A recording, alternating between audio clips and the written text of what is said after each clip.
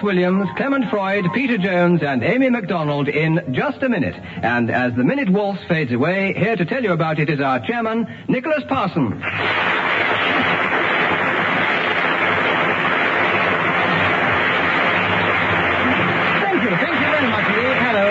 Once again to Just a Minute. Well, once again, we're pleased to welcome back in the fourth chair Amy MacDonald, who has played the game a few times to compete against these three tough male exponents of the game, Kenneth Williams, Clement Freud, and Peter Jones. Once again, I'm going to ask them to speak, if they can, for just 1 minute on some unlikely subject, without hesitation, without repetition, and without deviating from the subject on the card, if they can. And let us begin with Kenneth Williams. How appropriate, Kenneth, the subject we've chosen for you is hairy legs. Oh. So will you speak, please, on hairy legs for just 1 minute, starting now? Well, curious subject for me. I would have thought it should have been expressed otherwise. Hirsute would have been more appropriate. However, I have heard people say, oh, you got hairy legs. And I've often thought it was very, very attractive. Oh, I said very twice. Oh, and Clement Freud has challenged. Clement, He did very 3 times. you would have, if you kept going, they might have let you get away with it, Kenneth. But actually, yes, you were repetitious, so I agree with Clement's challenge. So he takes over the subject, a point for a correct challenge. Clement, there are 43 seconds left, starting now. A very great friend of mine didn't so much have hairy legs, but had... Peter Jones. Hesitation. You're very keen all of a sudden, Peter. Well, I'm determined to play a very aggressive game. I'm not too satisfied about this chair, actually. Well, you're sitting next to Amy MacDonald. I don't see why you should complain. Well, actually, your aggressive game was, I think, a bit too aggressive, because I don't think he really did hesitate. So I disagree What with did he do? He didn't do any of the faults for which Didn't he hesitate? No, he didn't hesitate. Didn't deviate. I And thought didn't do he anything hesitated. else. Actually, so Peter, disagreeing with your challenge, it means that Clement Freud gains a point for a wrong challenge, keeps the subject, 39 seconds left, starting now.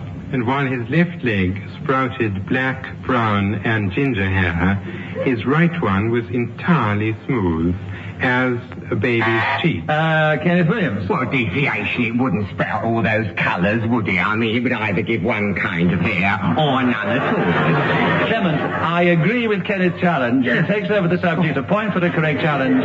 29 seconds left for hairy legs, Kenneth, starting now. When I played a lady in Singapore in an army show, they said you've got to shave your legs, you know, because she's supposed to look nice, so I had to put these nylon stockings on so that the front row would think I was a lady. So, Clement Freud. Repetition. Yes. Of lady. Of lady. But interested, she leaned forward there.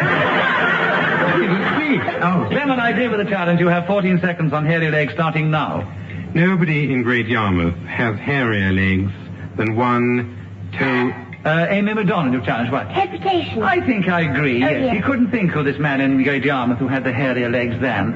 9 seconds left, Amy, for you on hairy legs, starting now. Well, some people have short, fat, hairy legs, and some people have long, thin ones. Peter, why did you challenge? Repetition of some people. Yes, I think that's very unchivalrous after what I said at the beginning. I was concentrating so much on hairy legs, not repeating that. Quite, I yes. did the other thing. Well, And that's what's difficult, isn't it? But I was thinking of legs at the Yes, same you're time. bringing out this new aggressive image. All right, Peter. So there are 4 seconds left for hairy legs with you, Peter, starting now. Can be quite attractive so long as they are not shaved.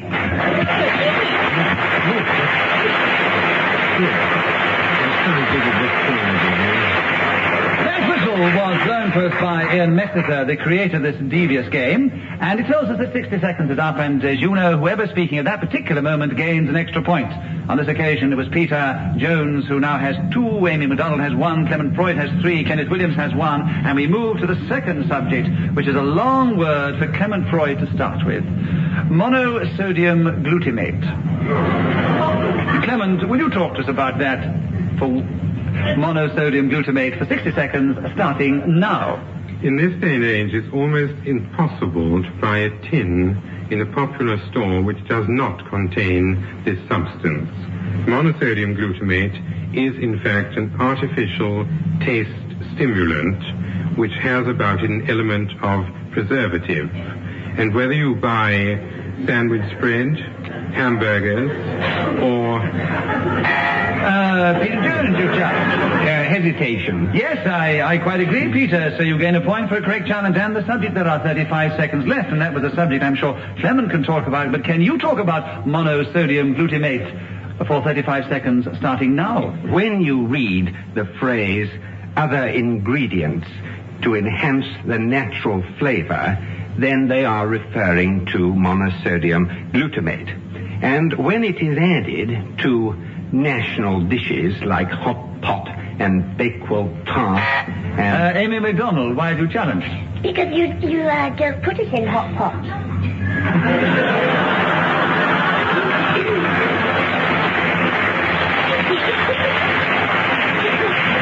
Of course, this is one of the problems. put it. It's a matter of taste. Yes, this is what I was about to say. This is the problem the chairman has. You can put it in your hot pot. Maybe Peter Jones put it in his hot pot, but I don't think most of us put it in our hot pot. And I'm sure, Amy MacDonald, you don't put it in your hot pot. Oh, no, never. But it's not a question of fact. I mean, is she challenging on a question of fact? No, she's challenging on a question of accuracy, and I would say generally... But accuracy isn't a rule in this game. No, it isn't accurate that you can't buy tins of things that don't contain it. I have to give the benefit of the doubt to somebody, Peter. On this occasion, it goes to the person who hasn't played the game as often as you, Amy MacDonald, and she has 17 seconds for monosodium glutamate starting now. Monosodium glutamate is spelled MONOSODIUM.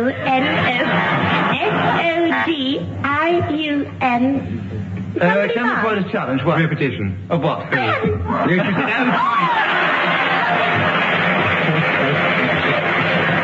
Now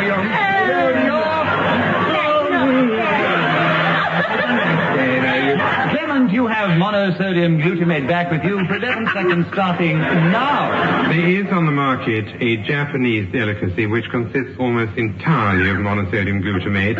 It's a sort of cocktail savory which people have with...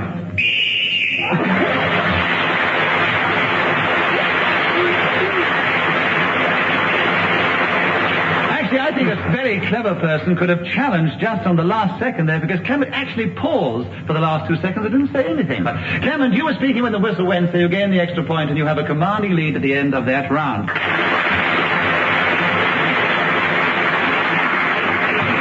And now we begin with Amy MacDonald. Amy, the subject for you that Ian has thought of is the average man. So as an unaverage woman, would you talk about the average man for 60 seconds starting now? The average man is about 5 foot 8 inches tall, got medium brown hair, light brown eyes, weighs about 12 stone, and usually has legs, 2 arms, a nose, 2 eyes, a neck, a face, hair, a pot belly, and he usually goes to work. I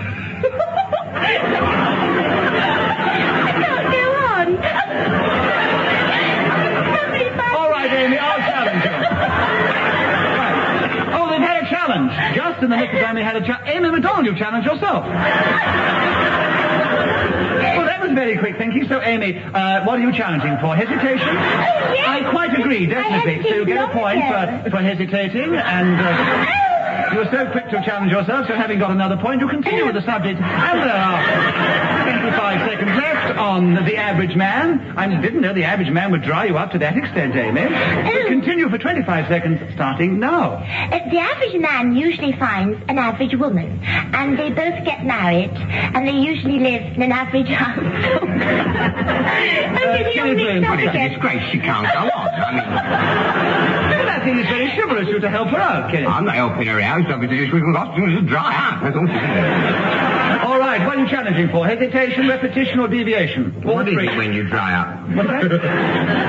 The whole lot. The whole lot. The whole lot, all right. I will give you 1 point for the whole lot. I can't give you 3 points. I'm sorry, Kenneth. You have the average man. There are 15 seconds left, starting now. The average man is an unknown quantity. This is the sort of generalization that is continually made, like the one about pedestrians and motorists. Neither exist. A man drives a car, he gets out of a car. What is the... Clement Freud is challenged. How dare people... I'm in the middle of a bit of erudition here. Erudition? Are you driving cars? Erudition? Yes, an erudition, that is, describing the whole process. What's your challenge, anyway? What is your...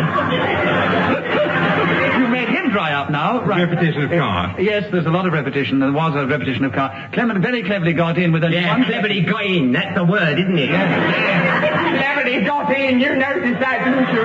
Yeah. You could have got in at the end of the last round. He paused for 2 seconds. I know his trick. You would take a leaf out of his book and get in at the end of him, but you can't Wait on till this the one. last minute. Because he only has 1 second left on the average man, Clement, starting now. Mary's...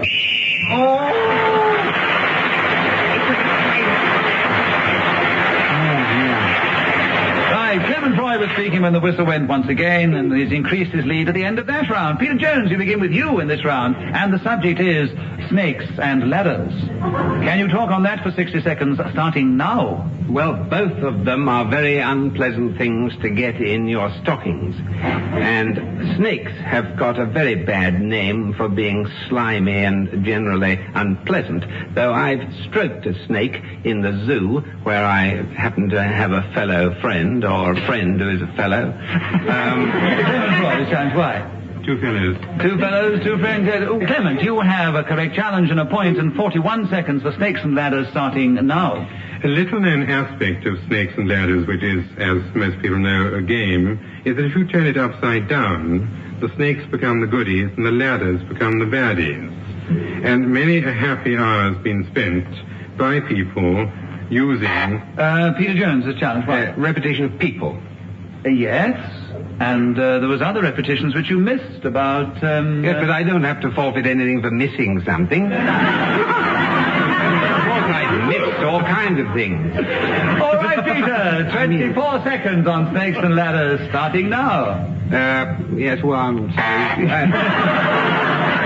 Get it, William? About things I'd missed. Yes, I think there was a definite hesitation. You would agree with that, would you? Yes, but I was thinking about the things I'd missed. I don't think you ought to introduce that at all.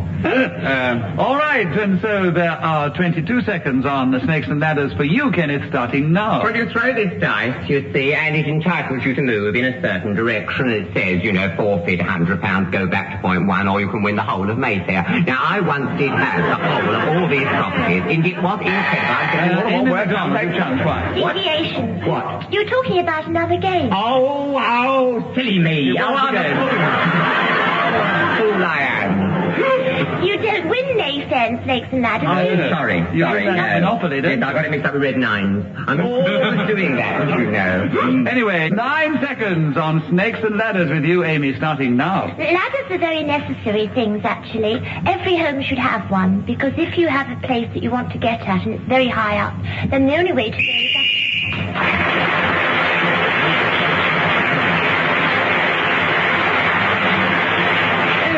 Was then speaking when the whistle went. She gained that extra point, and she is now very definitely in a good second place behind Clement Freud, who's still our leader, and Kenneth and Peter about equal in third place. And Kenneth, we're back with you. Your turn to begin. A nice subject that Ian has thought of for you, Herculaneum. Can you talk to us about it for 60 seconds, starting now? It, I believe, was situated in the Gulf of Naples, and alongside the other town of Pompeii suffered the terrible disaster when Vesuvius erupted and destroyed them both. I believe archaeological remains show the people do lie in their beds as they were uncovered in the act, so to speak of. Here! Peter has challenged. Hesitation. No, not at all. I quite agree, Kenneth. Keep going. You have another point in 43 seconds, starting now. Gibbon remarks upon the fact that of the wisest emperor, he quotes, of course, Antoninus Pius, but the wisest, he says, was undoubtedly Hadrian. And I would say perhaps the title, the appellation, generous, should be applied to Titus. It's under Titus' reign, of course, the city was Terribly boring. Terribly boring.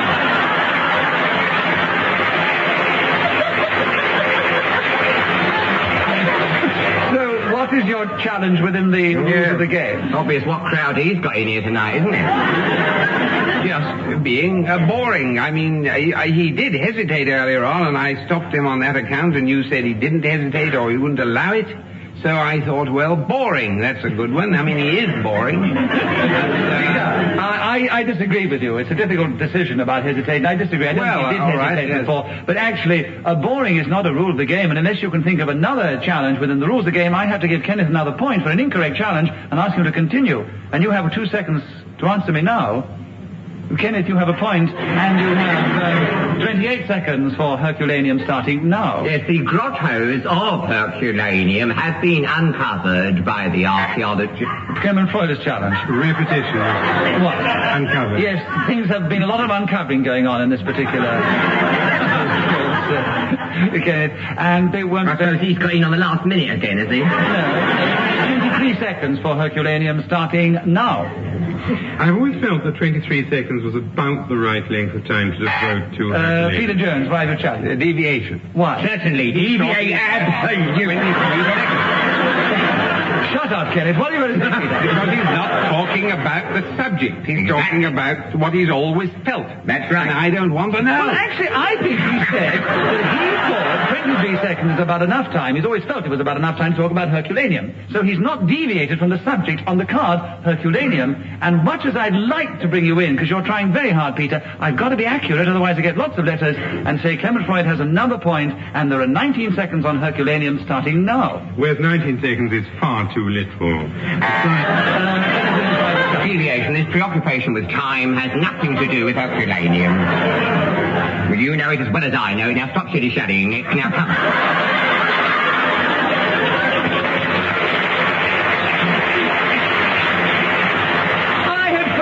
That we have a lovely audience here in the BBC place. Lovely, whatever I had buy in over there. Yes.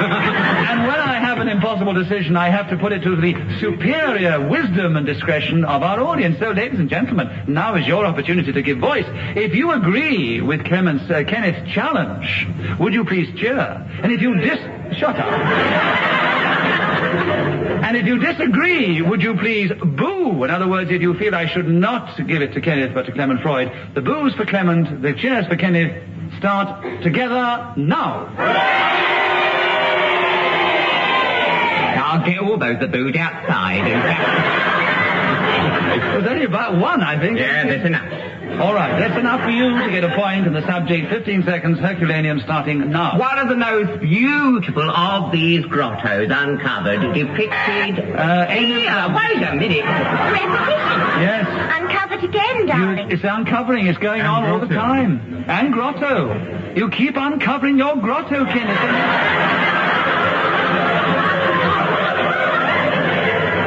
And this is a family show, as I so often heard you say. Amy, you have 10 seconds on Herculaneum starting now. Well, once upon a time, there was a great big man who came from a town called Herculaneum. This man had huge muscles, and he used to walk around carrying the world on his shoulders. His name was...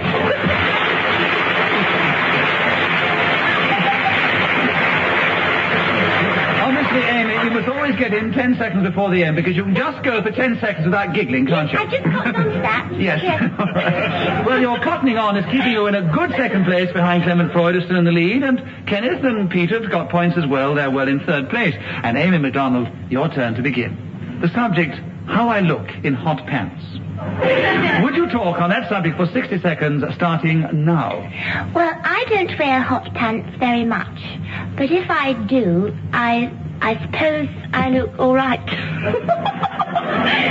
Kenneth earns the chance. Well, all this giggling and laughing about nothing to do with speaking consecutively, is it? Yes, I think she prefers you to play the game the way you usually play, with thrust and cut and aggression, which you've just done. So you've got her out of a predicament. You've got a point. You have 50 seconds on how I look in hot pants.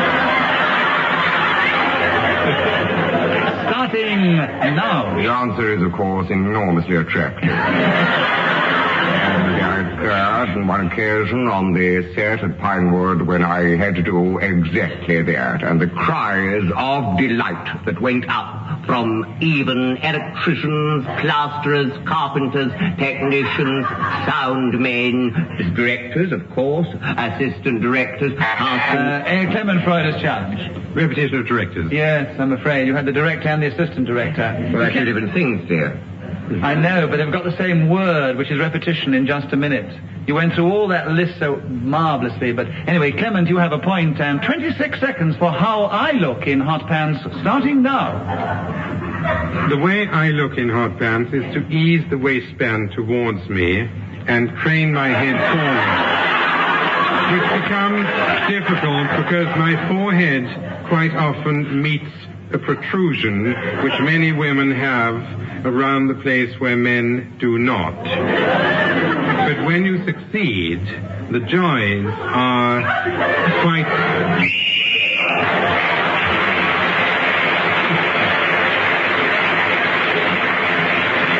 Perhaps it's as well we didn't get beyond the point of describing what the joys were.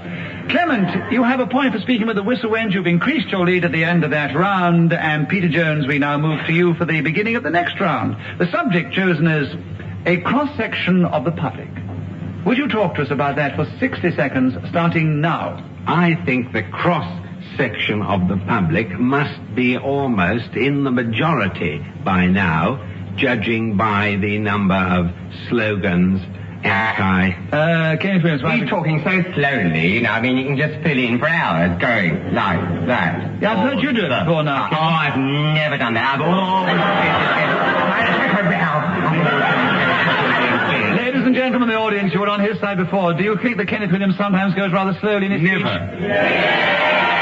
Peter Jones, you have a point, and you have 47 seconds for a cross-section of the public, starting now. They deface the signs on the underground railways, and they make a mess in telephone boxes, and they also... Kenneth Williams, you chat. They, 3 times. Oh, we don't allow such silly words. He said they make 3 times. I don't think he said they may, just said they 3 times. There are 39 seconds, Peter, on a cross-section of the public, starting now. And, of course, Amy, you challenge. Hesitation. Yes, that's what happens when someone gets thrown by an aggressive challenge and they lose it the next time. Amy, you have a point for a correct challenge, and there are 36 seconds on a cross-section of the public, starting now. A cross-section of the public is usually very angry. They bump into people on the roads and talk roughly. Kenneth Williams, why you challenge? Because there's a deviation nothing to do with a cross-section of the public. Cross-section of the public simply means a sample taken at random of all the people. Nothing to do with a lot of people getting angry, crossing the road and shouting the odds. Well, of course, if you interpret Talking at the top of the age, you see. Definitely, she agrees. Another word for angry. What else can you do in this program except talk off the top of your head? No, if you take the interpretation of cross in the angry sense, then a cross-section of the public moving about the streets would bump into people because they are very aggressive. So I'm afraid I disagree with the challenge, Kenneth. And Amy has another point in 27 seconds on a cross-section of the public, starting now. One cross-section of the public drive motor cars, and when they bump into each other, they get out and... Clement Freud is challenged. Why? We have had that. the The bump into each Yes, other. so you're having repetition. Repetition. Yes, well, all right. Clement, you have the subject, and you have 21 seconds, starting now. It's very difficult when you're asked to talk to a cross-section of the public because ideally you want to know the identity of the people you're addressing. And recently at a speech I asked my hosts, could they give me a breakdown of the cross-section of the public? May I said to the chairman, have them broken down by age and... All right, so, ladies and gentlemen, I'm sorry, we have no more time to play just a minute. The final score was that Kenneth finished in 4th place, 1 point behind Peter Jones. Peter Jones was 1 point behind Amy MacDonald, and Amy was 6 points behind this week's winner, Clement Freud.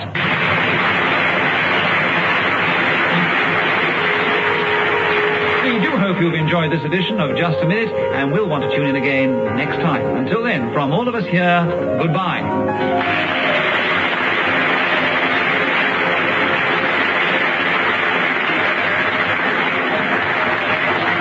The chairman of Just a Minute was Nicholas Parsons. The program was devised by Ian Messiter and produced by Simon Brett.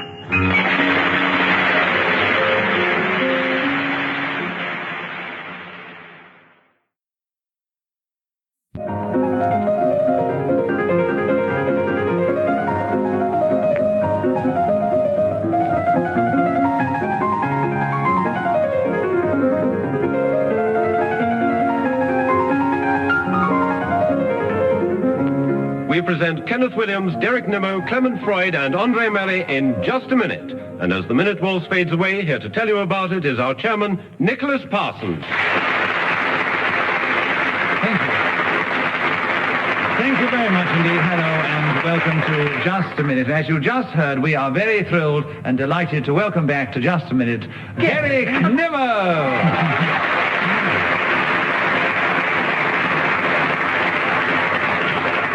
And I'm going to ask them all, if they can, to speak for just 1 minute on some unlikely subject without hesitation, without repetition, and without deviating from the subject on the card. And we're going to begin the show this week with Kenneth Williams. Kenneth, the subject chosen for you is Things I Never Should Have Done. Many of those, I think, have occurred in just a minute. But would you talk about that subject for 60 seconds, starting now? Well, there are many things I never should have done, but certainly I would say foremost among them was going into the army. I was down for the Navy, and like a fool, I let myself be pressurized. I should have stuck out for the thing I originally Andre wished Melly has challenged you. Never did a thing. Well, your buzzer, the light came on because you pressed your buzzer. I didn't. Do it again then, will you? Well, that's Derek Nimmo's buzzer.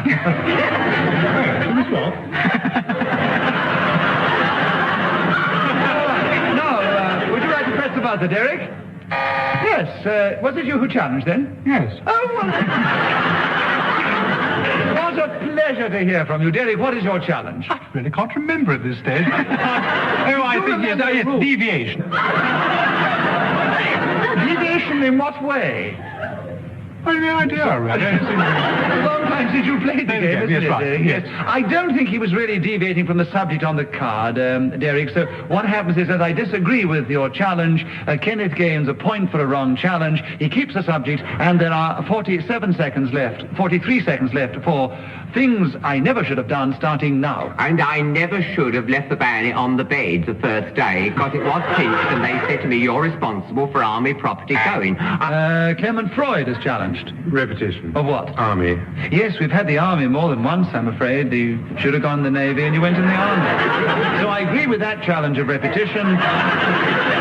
Troy gains a point for a correct challenge and the subject, and there are 35 seconds left, starting now. The things I never should have done were going into a restaurant and ordering fish fingers, because when they arrived, they were sodden and soggy and dark brown, nearly black, and there was no tomato ketchup, hardly any pickle. Andre Melly has challenged. Deviation, Why? because it wouldn't be a restaurant, it would be a nice cafe.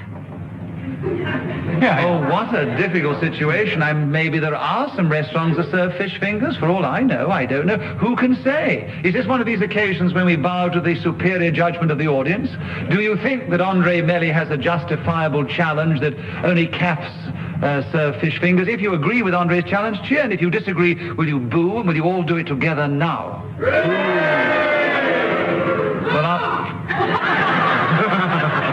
Well, there's the fish finger expert. The audience seem to be, I think, of the opinion that only cafes sell fish fingers. So, Andre, they're on your side. You gain the subject and a point, of course, and 20 seconds left for Things I Never Should Have Done, starting now. Things that I never should have done happened mostly before I was about 8, when I wasn't clever enough to get away with complete wickedness. I pushed my elder brother onto the electric fire in front of which he was squatting, and about a year later I broke a dinner plate over his head to see which was the stronger.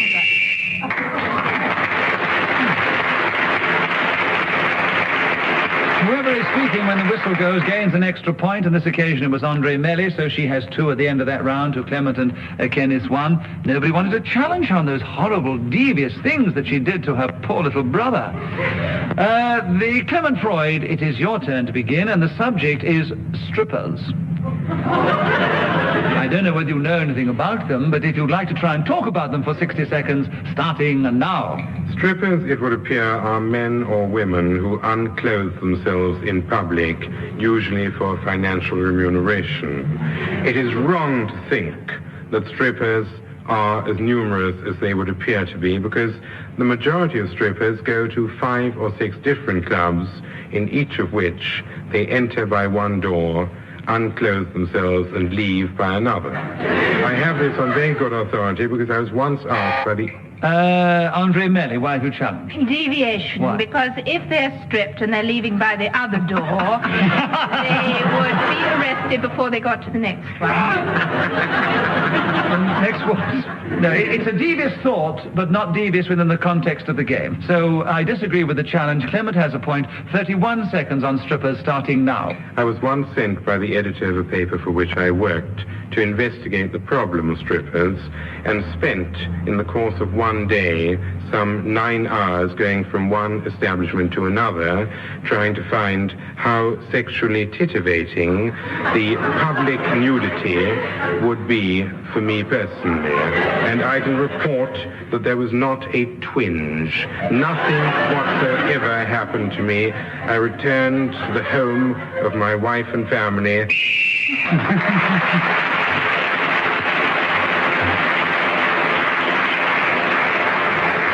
I'm delighted that he got back to his wife and family before the 60 seconds were up. Otherwise, it might have sounded very devious. Clement Freud, you gain an extra point for speaking when the whistle went. You now have a lead of 1 over Andre Melly at the end of that round. Kenneth and Derek are a little way behind. And Andre Melly, it is your turn to begin. Being non-committal. Would you like to talk about that for 60 seconds, starting now? I really do feel, looking at this subject from the front and back, sideways as well, on the left or right, or even sitting on the fence, that this is something which one should try to cultivate. Politicians are extremely good at it, and those people who issue communiques of heads of state after they've been meeting for hours or days manage to find phrases which mean absolutely nothing at all. Derek Nimmo, you challenge. Hesitation. Derek, I agree with hesitation. You have a point for a correct challenge. There are 33 seconds for you to talk to us now on being non-committal, starting I now. absolutely hate people being non-committal. I do think one should be terribly positive and go out into the wilderness and strike a pose and say something which really means something, unlike the politicians which Andre Melly has mentioned before. And that's why I can talk about them, because I've not mentioned them. Andre Melly, challenge. Repetition, because I talked about it before, and deviation, because he's being committed. Oh, yes. Oh. Yes, that's... No. Which challenge do you wish to give me? I can accept 2. Well, looking at it up and down and out, the second. The second. I disagree with them both anyway. Derek Nimmo has a point because I disagree with that challenge, and he has 20 seconds on being non-committal, starting now. Sometimes when one walks along a country lane and says an occasional or an infrequently spoken... Clement Freud is challenged. Hesitation. Yes, an occasional I think there was another after the occasional wasn't there? Well, Yes. an actually. Yes, well, the arm was hesitation and the was part of the speech, so Clement Freud has the subject. There are 12 seconds for you, Clement, on being non-committal, starting now. When I was asked to give my opinion on the game of cricket, I said it really depends very much indeed what you mean, because if you had intended for me... Well,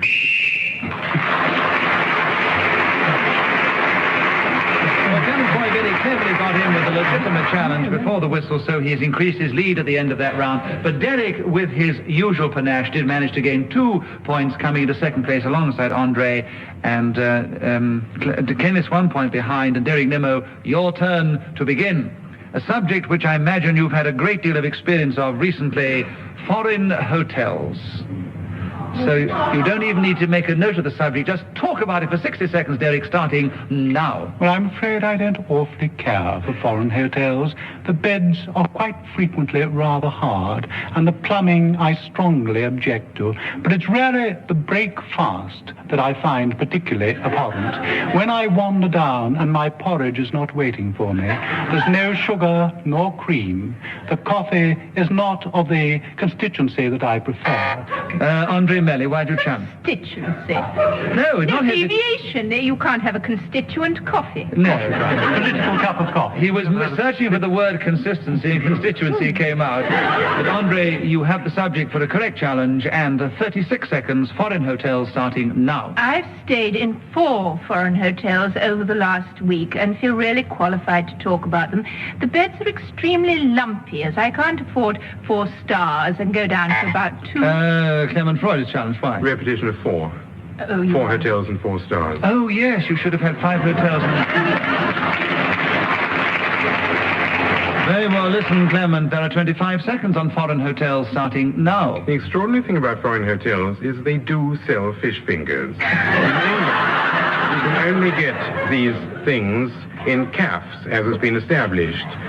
Not restaurants, but when you go abroad, order whatever you will, and you get the card. Derek Nimmo's challenge. Hesitation. Yes, definitely. He was so piqued about the other challenge, he had to get back to fish fingers, and he tripped himself up because he couldn't get fish fingers back into foreign hotels. So, Derek, you've got him with 6 seconds to go on foreign hotels, and you start now. The thing I like about them is being able to ring down to the bell captain and say, send up a brace of strippers. And when they come out of...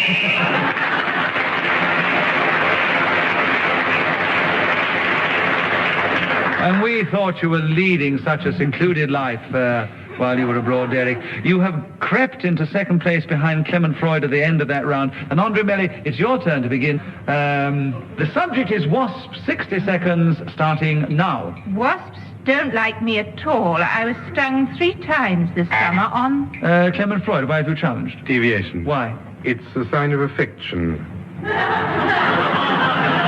If they didn't like her, they wouldn't go near her. You mean the fact that a wasp goes near her, that's a sign of affection? Yes.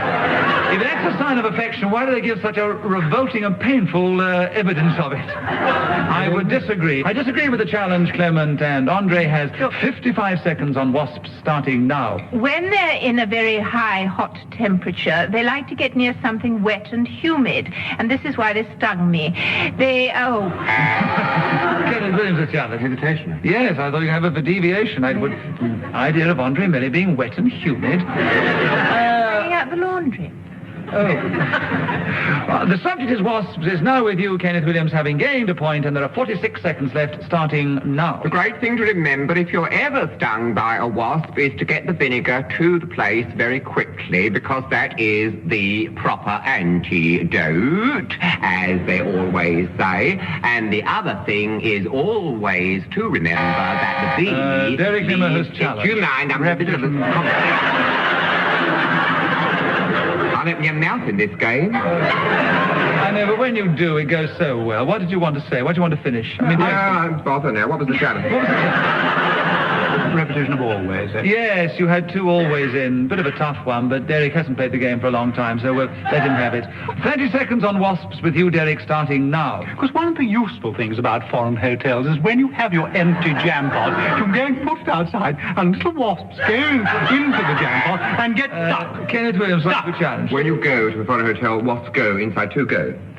Repetition. You got me on always, I came on go. No, he's perfectly legitimate to challenge, and it was repetition of go. So, Kenneth, you have a point, and you have 23 seconds left. Wasps starting now. Lillian Smythe said to me, when we were at in Forest, we opened the marmalade and they all rushed to get in the jar, you see. And my husband said, for goodness sake, cover it up, but we couldn't. And they were buzzing all round us, and I got stung, and my daughter got stung. Clement Freud is challenged. Why? Repetition of stung. Yes. 5 seconds left on wasps with you, Clement, starting now. White Anglo-Saxon Protestant. Kenneth Williams is Deviation. White Anglo-Saxon Protestant. Nothing to do with wasps.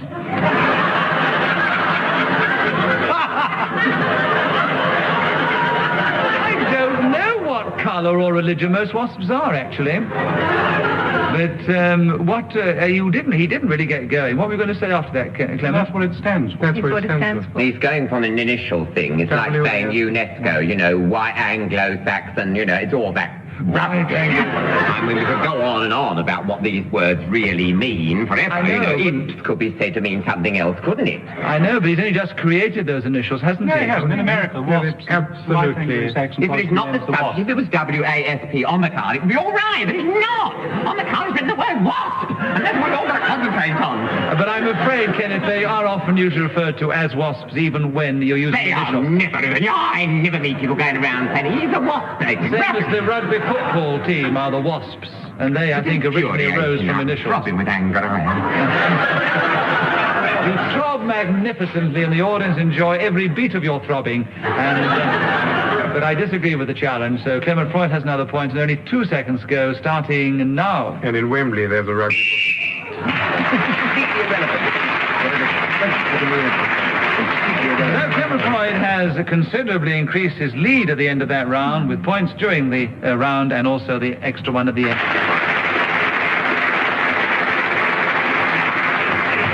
Derek Nimmo, we are back with you. From wasps, we move to flies.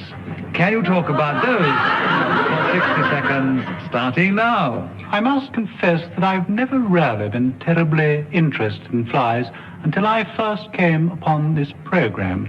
There I met Clement Freud, who introduced me to the full glory of flies. He, in fact, is an insectologist of tremendous renown. He goes around... Clement Freud is challenged. Why? Deviation. Why? I've never heard of me as an insectologist. He's just being modest. I You know haven't that- even heard of the word insectologist. No, etymologist, too. Well, there you are. 2 things he's learned today. Insectologist and he is an authority. Not only that, one of the leading authorities. There are 40 seconds for you on flies, Clement, starting now. When a man stands on the sill of the 42nd floor of a large building, opens the window, and... Andre Melly challenged. He stands on the sill. He's already opened the window. It's deviation. What was that about deviation? It was a contra hesitation if I was you.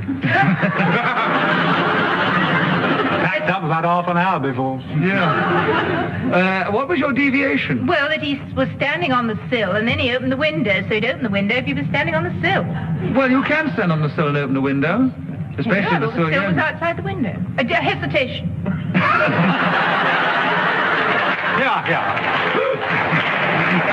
He definitely hesitated, but you had him on deviation first and foremost, which, actually, to be fair, these are the rules of the game. The first thing you will say is what I have to accept. So I'm afraid, I don't think it was deviation, and while he's only increasing his lead with an incorrect challenge, I have to keep it with Clement Freud with 31 seconds on flies, starting now. Having sewn swan's feathers on his arms and legs, he opens his...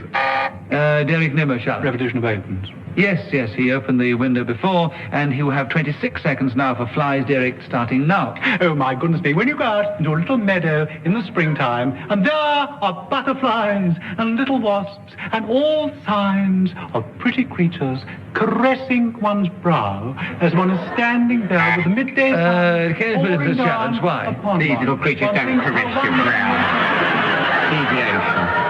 Deviation, they don't caress your brow. I mean... Makes a mockery of a love scene if they do, anyway. Well, the butterfly might, but the Have you never been caressed by a butterfly, Kenny? They'd probably irritate you if they crawled on your brow, that's what you mean. Well, even if a butterfly caresses your brow, I don't think a wasp would caress it. But I agree with Kenneth's challenge, actually. So Kenneth has the subject and a point, and there are 12 seconds left, starting now. They are a continual reminder to us that we need to be properly sanitated against all this filth, because they land on these bits of food, you see, and then you go and eat them. You don't know where they've been, do you? You must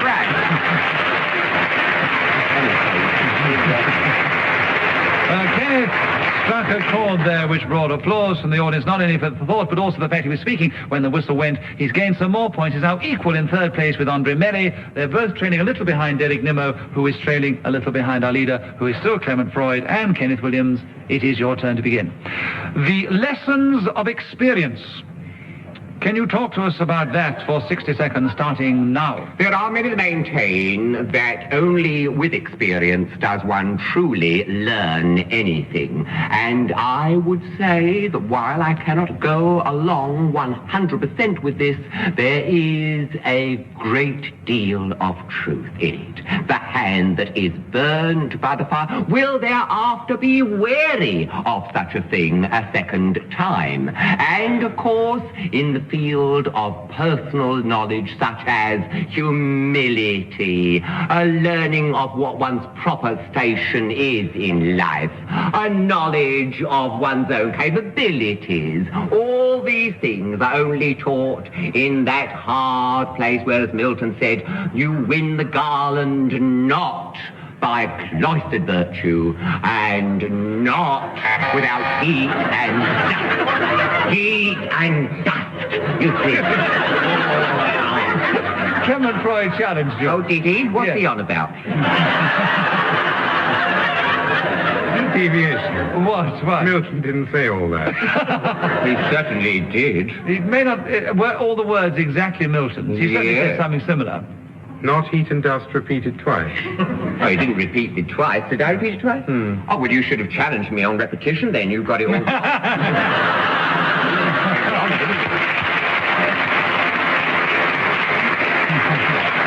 Just about to say exactly what Ken is. Oh, yes, Milton. He's from Milton's poem. I admire a lot of I know. But the fact that Milton said some of it, if not all of it... It's all of it, yes. It was all of it. Yeah, but he didn't repeat it. He didn't repeat it. That's it. But he didn't challenge you for repetition, so I'm going to give it to you, Kenneth. You keep the subject with 8 seconds left on the lesson subject.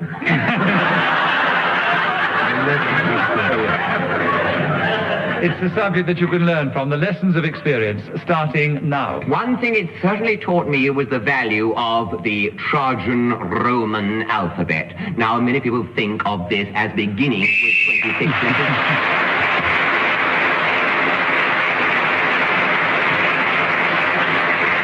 There's an object lesson in experience there. And Clement Freud, your turn to begin. The subject is cats. Can you talk to us about cats for 60 seconds, starting now? On the Isle of Man, it will be noticed that cats have no tails, whereas in the south of France, they use tomcats for the fixation of perfume. This is really rather a revolting process. Andre Melly has challenged. Why? No hesitation. After revolting. Yes, he thought of how revolting it was, and he hesitated. Yes, it was debatable, but I was going to give you the benefit of the doubt, Andre, and give you... Well, he's way in the lead. He can afford to have the doubt. No, I don't want charity. No. I'm giving you a correct challenge. 45 seconds on cats, starting now. Some people are very boring about cats. They're mad about them, and they go on interminably on the subject. They seem to feel that there's some particular quality about a cat which does not appertain to other four-legged, even two-limbed. Derek Nimmo challenged. Hesitation. Yes, if I'm going to give the other one against Derek, I must give that one against you, Andre. Derek, you have 29 seconds on cats, starting now.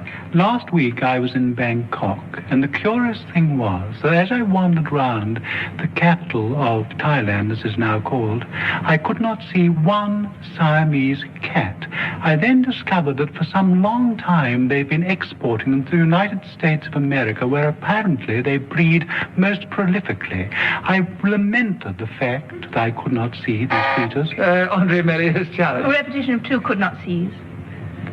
Yes. I couldn't see one single one, and I could not...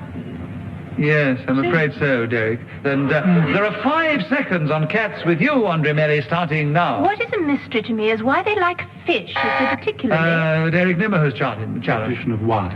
Huh? Repetition of why. I said why before. That's too sharp, really. Get me on go. All right, be on always. Don't you stop.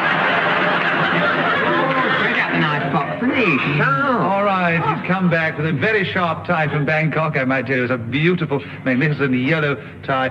There are 2 seconds on cats, Derek, starting now. Meow. Andre Melly challenge. Hesitation. Absolutely right, Andre. You have a... And there are 1 second on cats, starting now. My cat likes dog food.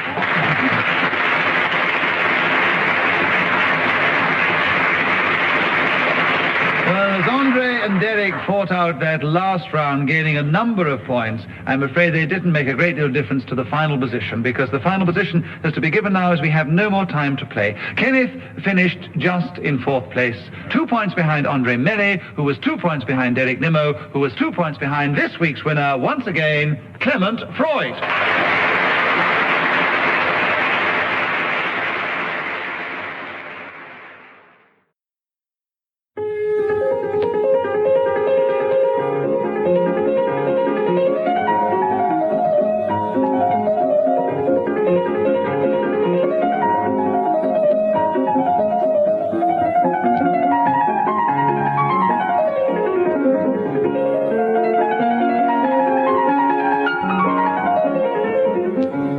Present Kenneth Williams, Clement Freud, Peter Jones and Sheila Hancock in just a minute.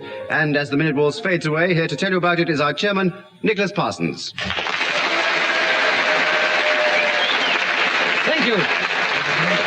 Thank you very much indeed. Hello and welcome to Just a Minute. And today we are delighted to welcome back Sheila Hancock, who's going to...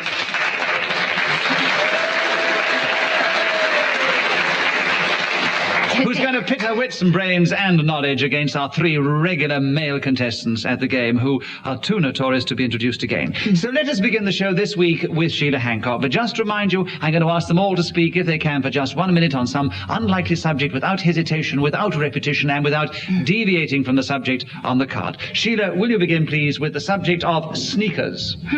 Can you talk about sneakers for 60 seconds, starting now? These are a peculiarly nasty type of people, whom I have met many of, particularly when I was at school. I remember there was one particular girl called Anne Roberts, whom I hope is not listening, but she was pretty nasty. And I joined the Young Farmers Club on one occasion.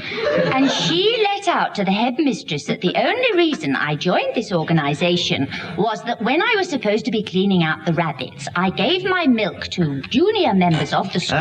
Clement Freud has challenged. Why? Hesitation. Oh, you mean? No, I don't think it was quite. Almost hesitation, but not quite. So, Sheila, you have a point, and you keep the subject. You have 30 seconds left, and you start now. And this girl sneaked to Miss Jane's that that's what I was doing. She also told her that the only reason I joined the cricket team was that we played on a pitch that was next to the boys' school.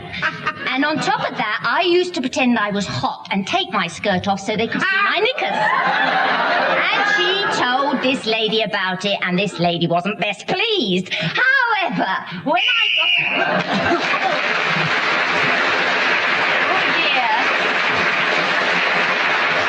Well, whoever's speaking when the whistle goes in this game, as you well know, gains the extra point, and it was Sheila Hancock. You're being very gracious, because I did repeat this lady, didn't Yes, you did, but once you took your skirt off to show your knickers, they resisted that sense of deviation, or maybe they didn't think it was very devious. Anyway, Sheila, at the end of that round, you have 2 points. You have a commanding lead over everybody else, because they've yet to speak. Yes. So we now move on to Peter Jones. Peter, the subject is civil servants. Can you talk about them for 60 seconds, starting now? They're usually associated with forms and offices. They do useful work. The most attractive civil servant I ever met was in Colwyn Bay during the war. She'd been evacuated from Whitehall. Her name was Veronica Hawksworth. If by any chance she is listening to this broadcast, I should be very pleased to hear from her again. She was a delightful civil servant. I don't know exactly what papers she had to deal with, but one of her envelopes I still treasure to this day. And on St. Valentine's Eve every year, I open it and read it so that I can refresh my memory of this wonderful incident. Clement Freud, why do you Wales. challenge? Deviation, you can't open an envelope annually.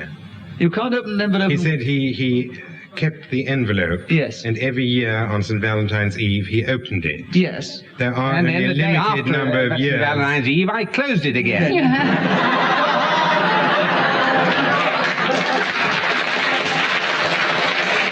I think Peter has made his point. I mean, after all, what do you mean by opening an envelope? Do you mean that you have to actually lift the flap, or you have to break it open? I mean, you can have a broken flap and just lift it up and pull it apart and take out the letter, and that could be described as opening the envelope. He never mentioned a letter. What? He never mentioned a letter. I'm coming to the letter.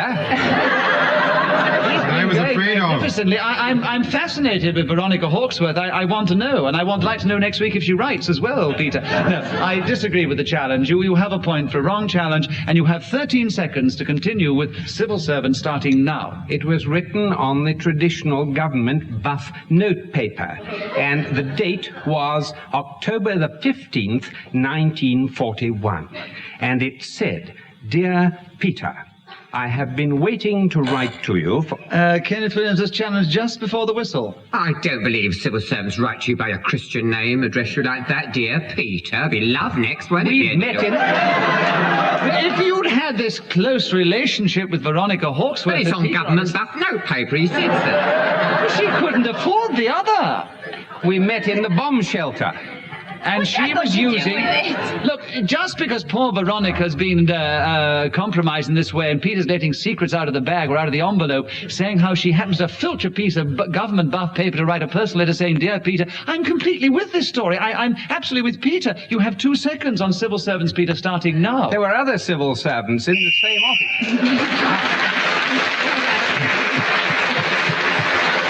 So Peter Jones kept going on the subject that he started with and gained the extra point for speaking when the whistle went. So now he has 3 points, a lead of 1 over Sheila at the end of that round. And Kenneth and Clement have yet to score. And Kenneth, we now hear from you with the subject of Charles Stuart. And you have 60 seconds starting now. Well, as Veronica Hawksworth always used to say, this is a King Charles's head. And this means a preoccupation of sorts, and of course stems from the fact that this monarch was executed.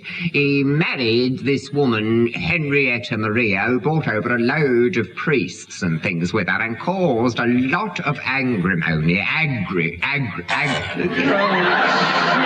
has challenged you. Well, it was a touch of your hesitations, wasn't it, really? A touch of the repetitions of I the was mixed up between aggravation and acrimony. Yes. I know, it's so difficult when you I have knew to what keep I was after. It wasn't hesitation, it was stumbling. And Sheila was the quickest on the buzzer there, so... And so she gains a point for a correct challenge. She takes over the subject, and there are 34 seconds left, Sheila. Charles Stuart starting now. He did cause a lot of aggravation. However, he did have pretty ringlets and black wig and loved spaniels. I think that's the one we're talking about anyway. And he had a son called James. He, I think, was a descendant of Mary... Clement Freud. Repetition of think. Yes, we've had a bit too much thinking there. It's very difficult. Well, I'm having to, because I don't know much about him. Well, as you think, don't say you're thinking. No, I'm delving the depths of me ignorance. Clement Freud, I agree with your challenge. You take over the subject. There are 18 seconds left. Charles Stuart starting now. After the interregnum, Charles II came to the throne in 1660 and immediately proved himself to be... Kenneth Williams is challenged. Because it's not the one we're discussing. But the subject on the card is Charles Stuart. Yeah, well, that always refers to Charles I. No, it could be Charles the Young Pretender, couldn't it? No, he was Charles Stuart. The Young Pretender was Charles Stuart, wasn't he? It always refers to Charles I, and Sheila Hancock rightly described Charles I. It could be Charles... I was describing Charles II, actually. It's what it... I was. Oh. I thought it was Charles II. Oh, well done, Sheila. Well, they're all Stuarts, aren't they? They all happen to be called Actually, Charles. if you wanted, it's what I actually read out. You could say this was Charles Steuart, who's a chap who lives just down the road from me. You could talk about him if you wanted. Anyway, so I disagree with the challenge, Kenneth. Clement You gets a couldn't point. expect us to talk about him. You know, we don't know anyone in your area of London, at least I don't. Well, I thought Kenneth talked about Veronica Hawksworth, and he'd never met her before. No, but she's the one that rushed in and said, "Mine's a light," and somebody bought a bucket of cold water over her. Let's get back to just a minute, shall we? 8 seconds for you, Clement Freud, having got an extra point for a wrong challenge. Charles Stuart starting now. Prior to the king that I've just mentioned, Charles I of Stuart came to the throne in 1603 and was a good...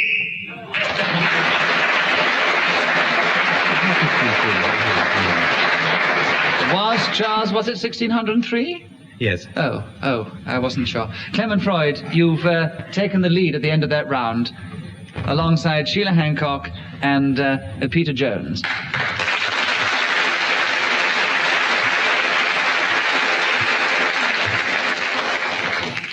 And Clement, you begin now, and the subject is minis. You have 60 seconds on minis, starting now. Minis is the plural of mini, which is anything small or particularly, yes. Kenneth Williams, you have challenged. By hesitation. Yes, he was going rather slowly. He was doing a sort of Kenneth Williams, I thought, actually. The thing is that actually on that 1603, I think you were a bit confused. 1603 was James the First. He came to throne in 1603. Yes, but it's not up to the chairman to object. Especially after the event. Halfway through the next subject. Well, I tell you why. I do get a lot of letters, and I would have had a letter saying nobody challenged Clement Freud. Then he said that Charles I came to the throne in 1603. And when I said, was it James I? And you said, oh, yes, it was. I would have had letters saying, you're an ignorant old so-and-so, Parsons. It wasn't. It was James I. So I've now, I hope, stopped all those hundreds of letters coming in. Thank you for writing, but don't write on this subject. I only said it because I would like someone to write to me. I never did that. Actually, he often does it in order to try them out and see if they will challenge him. He dares them. Kenneth, stop yawning and let's carry on. You have the subject for a correct challenge. You have 50 seconds on minis, starting now. She was dewy, Minnie Dyer, as a soft September morn, with her cheeks as red as apples and her hair as gold as corn. Those were the attributes they said were minis. They belonged to her like a bicycle lamp, which hung red on the back at night, and they could see her coming, and the view from the front was not as good as the one from behind. Peter Jones has challenged. I think I know why. It's this red lamp on the back, and they could see her coming. Yes. She couldn't ride the bicycle backwards. No. Not even a woman with those attributes. I quite agree, even with those attributes. Rubbish. It says she would pedal through the village. And she didn't pay no mind. Up in front, her little basket and her big red lamp behind. Good grief, you're not familiar with the folk songs of old England. One of the great, Minnie Dyer, one of the great folk songs of England, Minnie Dyer. If she had a little red lamp on the back and a big basket in front, they couldn't see her coming. They'd see her going if it was the red lamp, wouldn't they? No, I agree with Peter's challenge. You said the red lamp on the back and they saw her coming. If she was as big as this, with her basket as well, they wouldn't have seen the red lamp when she was coming towards them, because that was behind her, wasn't it? You're being very meticulous, huh? I tried to be fair. You're going. Peter, I agree with your challenge. Oh, yes, Peter, you're lovely and wonderful. A bit of eyed boy this week, he is. All right, Peter, you have 25 seconds on minis, starting now. They're small, square motor cars with a wheel on each corner, and they've been exported. Kenneth Williams has challenged. Why? Of course, the wheels aren't on each corner. You're being so meticulous, I think you'll have to disagree with that. But if still, I do if the disagree wheels were on with... the corners, it'd be a very funny car. I do disagree with it, Kenneth. I do. I disagree with your challenge. Because everything must have a corner, providing it's not round, and a Mini is not round. So there must be 4 corners to a car, and approximately as far as you can get, you have Of course there are corners to it, but the wheels aren't on the corners. They're underneath in the chassis, and they all face in the same direction. How can they be all going on corners? We are being all on the corner, very the whole car imprecise going round now. itself, ludicrous rubbish. Actually, agree with me. a Mini... You agree, yes. Can't beat. Always ask the audience. You can't beat just it. Actually, the more if you put it to the audience, it'll only make me go the other way, actually. I'll be determined to give it again. Well, you will earn their despite. They'll hate you for it. Have I earned your despite? Yes! Well, go out and we'll get another audience in. But I tell you what I do. I will be fair. I will put it to the superior judgment, knowledge, and intelligence, and I ask you, in spite of the encouragement that you have received from Kenneth Williams, who has been appealing to you in a very underhand way, in this particular way, unsportsmanlike, I would put it. If you agree with Kenneth Williams' challenge that the wheels of a Mini are not on the corners, would you boo?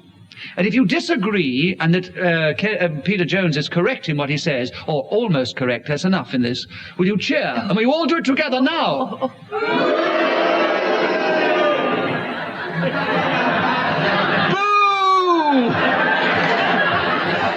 Kenneth Williams, I have to bow to the superior judgment of the audience.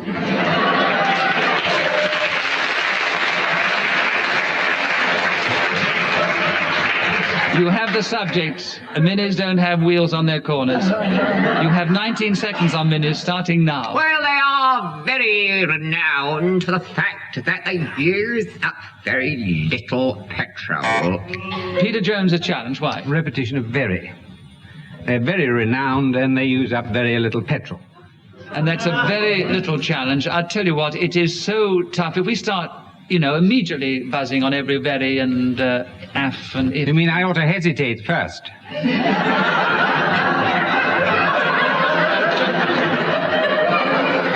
Well, of course, if you're going to challenge on that, I have to be fair and say yes. So, all right, Peter, you have a point and you have the subject back, and there are 11 seconds left, starting now. And another wheel for steering it inside the car. And this is a light metal device which is attached by a ratchet or some other... Peter Jones is then speaking when the whistle went, so he gained the extra point then, and he has increased his lead at the end of that round. Sheila Hancock, we're back with you. Your turn to begin. The subject is shortening. Can you talk about shortening? You're shortening your thumbnail at the moment in anticipation of it. 60 seconds starting now. This is a sort of bread that Mama's little baby is very fond of. And I haven't the slightest idea how it's made, so I'll go on to the subject of shortening dresses, which is something I know a great deal about, having been a younger sister. I don't think I ever had a new dress when I was a child. All the time I had shortened... Kenneth, Deviation, this is plainly appealing to the audience for sympathy. I'm not having this. Well, look plainly making a direct appeal. Yes. She's trying all that pathos stuff on. quite agree, Kenneth. Is she a pathos? She's trying on the pathos, isn't she? The one woman's crying. Look at her. And Kenneth, I quite agree. And the last time somebody appealed to the audience, they got a point from them, and that was you. Oh. So I will give Sheila a point on this occasion.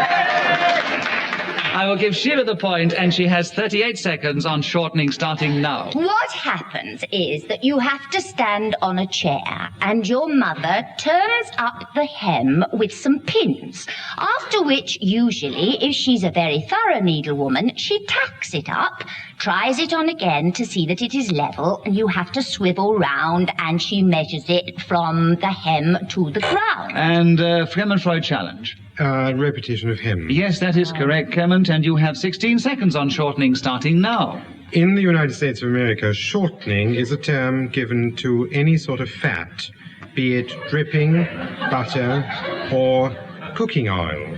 And this is very deceiving for people. Kenneth Williams, this challenge. Very deceived. You were very sharp then. I gave you the benefit of the doubt the last time you challenged Clement Freud, actually, on hesitation. I'm going to give Clement the benefit of the doubt on this occasion, to be fair, and say, Clement, you have 4 seconds on shortening starting now. Take a 6'2" woman and use shortening if you are... So Clement Freud was then speaking when the whistle went, so he has gained 2 extra points in that round, taking him into the lead alongside Peter Jones, and Sheila Hancock's in 3rd place, 2 points behind, and Kenneth Williams 2 points behind Sheila. And Peter Jones, your turn to begin. My goodness, that is the subject that Ian Messiter has written on the card for you to talk about for 60 seconds starting now. I associate it with a rich, dark drink. But my own goodness, I suppose, it's very embarrassing for me to try to even talk about it for a minute. And... Kenneth Williams. Sorry to say embarrassing. Why don't you shut up then and let me do it? I'll I'll do it. I'll talk about it. I'll do it. Well, you'll talk about Peter Jones's goodness, will you? Yes, if you like. I'll have a go. No, I think what we do there is, I think it was a very nice joke. Thank you for the laugh you gave us, Kenneth. But it wasn't a real challenge, so the only fair thing to do is to leave the subject with Peter. Nobody gains any points. Peter, you have 47 seconds on My Goodness starting now. And it can be drunk with shellfish, this dark, rich liquor. Clement Freud. Repetition of dark. We've already Yes, had. and the rich and the liquid. All that sort of stuff. So, Clement, you turn a point, and the subject, My Goodness, 42 seconds starting now. It was Easter Tuesday in 1963 when this sad woman walked out to sea and found, having lost her depths and her knickers, that there was nothing she could do but cry out for help or succor, at which I took off my vest, my trousers, and my jacket and dived into the sea. Swimming strongly with both arms, I reached her, rendered her unconscious with a sharp blow to her upper neck, and dragged her back to the firm sand of the beach, which many people thought was My Goodness, but in fact I knew that she had in her wallet 4 20-pound notes. Sheila Hancock actually challenged half a second before. You were doing a Clement Freud on us. What is Yes, it, I'm Sheila? challenging for deviation. Whereabouts on her person did she have the wallet? If she was stripped down to knickers or whatever it was? Yes. Well done. I didn't say she took anything else off, but just her knickers. She had a money belt. Likely tale. A likely tale. The whole thing's a likely tale, isn't Yes. it? Well, what do I do? I mean, we didn't establish Oh, that let she him had... have it. I don't care. No, I think I should let you have it, because he plays the game far more I often don't than believe the Sheila. whole story. Actually, I don't believe Clement would for 1 minute strip Never off his mind, clothes that and was leap into the most sea. wonderfully fluent. It was wonderfully fluent, but I don't believe that she had 20 pounds. I She don't- would stand on the bank negotiating. I don't believe she had this 20 pounds on her, and I think that was his fluency eluded him at the last few seconds, and Sheila got him very cleverly with half a second to go. My goodness, Sheila, starting now. It is... Clement Freud actually got in Clement Freud challenge on a quarter of a second. What is the challenge? Hesitation. Oh, you mean... No, I don't think it was quite. Almost hesitation, but not quite. So, Sheila, you have 0.5 seconds to go on My Goodness, starting... No! I happen to be very... Sheila actually got 2 points at that particular moment. Blasted the mic, too. So she's taken the lead. She's alongside Clement Freud. They both have 7 points at the end of that round. Peter's trailing by 1 and Kenneth by 4. And Kenneth, you begin the next round, and the subject is Hooters. You talk about Hooters. 60 seconds, starting now. It's a very interesting slang term for noses, and Bernard Shaw maintained that the larger these were, the better it was for the resonance in the vocal sense of the word. Now, he always maintained that if you placed your palm against the spine of a person and listened to the deep register, you could feel the vibrations they were giving off, so to speak. And Paul Robeson had very fine red Sheila Hancock challenge. reverberation, I meant, you see. I meant to say reverberation. Yes, no, Sheila challenge first. Yes, it's repetition and a touch of deviation, placing hands... This is the thing. Your router is, you I mean, do. sometimes those who play it regularly, you see, they're very clever. They come up to a word they've already used, and they very quickly think and change to another word. But how can you change another word for vibrations on the spur of the second? I was going to reverberations. Oh, yes, but bad luck. You didn't quite get it out, Kenneth. All right. So, Sheila, I agree with the challenge, and you have 26 seconds on Hooters starting now. You can have the high type or the low ones. There are also those rather nasty ones that play a tune and I think don't fulfill their function about warning people that a car is coming. I have a very ordinary, straightforward one that allows people to know that they must get out of the way. Referring to the slang use of the word, we have a fine selection of Hooters on this team.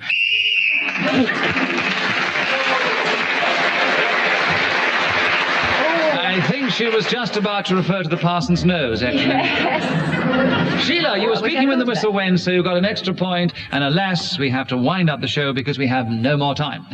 To tell you the final result, Kenneth finished a moderate fourth, to Peter Jones' mild third, to Clement Freud's tough second, to our undoubted winner of this week, Sheila Hancock.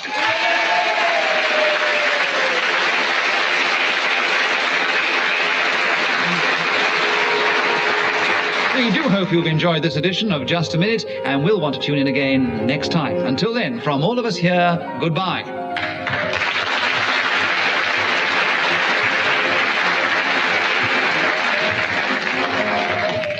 The chairman of Just a Minute was Nicholas Parsons. The programme was devised by Ian Messiter and produced by Simon Rent.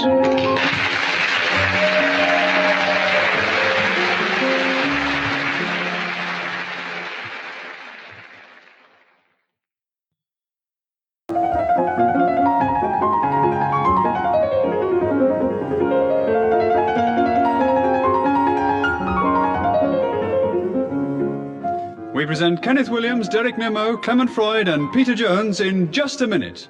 And as the minute waltz fades away, here to tell you about it is our chairman, Nicholas Parsons. Thank you. Thank you very much indeed. Hello and welcome once again to Just a Minute. And as you've just heard, for the first time in Just a Minute, we have 4 male contestants or male panelists playing the game. 4 of our most experienced players all have got together to vie against each other and see if they can all speak for just a minute without hesitation, without deviation, without repetition on some unlikely subjects that I will suddenly throw at them. Peter Jones, the subject for you to start the show with is Malapropisms. Can you talk on that for 60 seconds, starting now?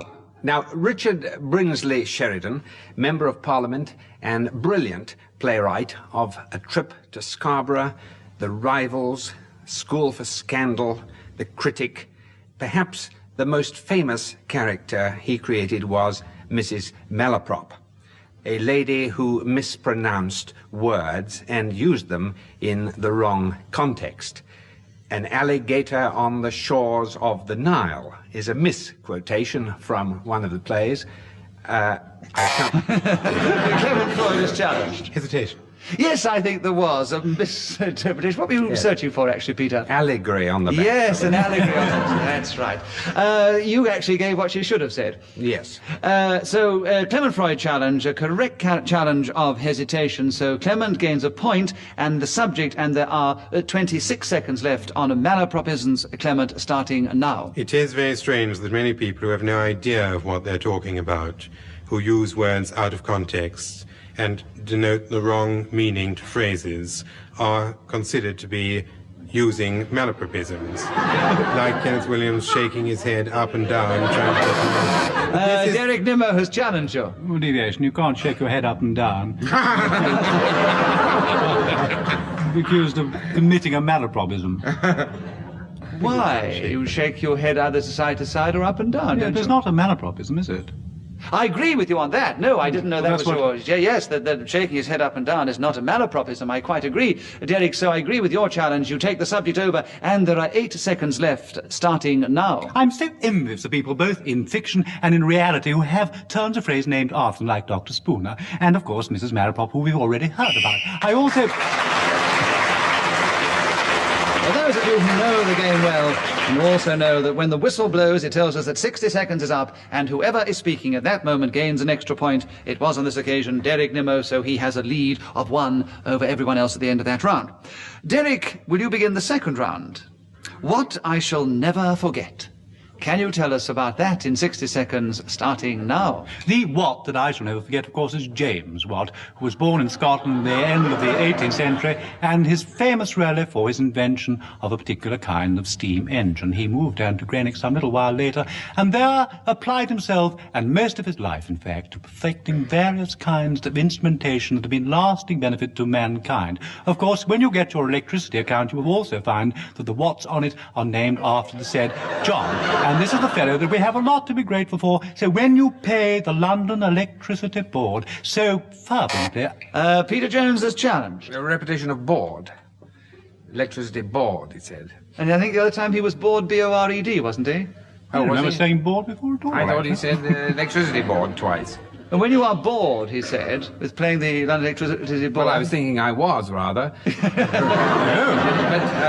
I thought he said electricity board twice, or at least board to do with electricity, B-O-A-R-D. I thought he said B-O-R-E-D and B-O-A-R-D. So I disagree with Peter's challenge. Jerry keeps the subject. There are 21 seconds on what I shall never forget, starting now.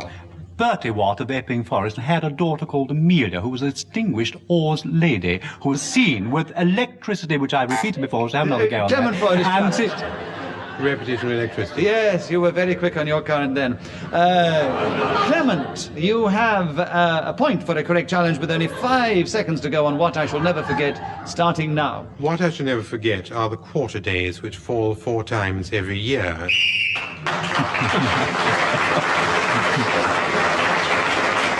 Clement Freud was then speaking when the whistle went. He gained some points, but he's still 1 point behind the leader, who is still Derek Nimmo. Kenneth Williams, your turn to begin. Oh, good. That time I had something to say. Talk to us for 60 seconds on my horoscope today, starting now. Well, it said your lucky sandwich filling salmon and shrimp.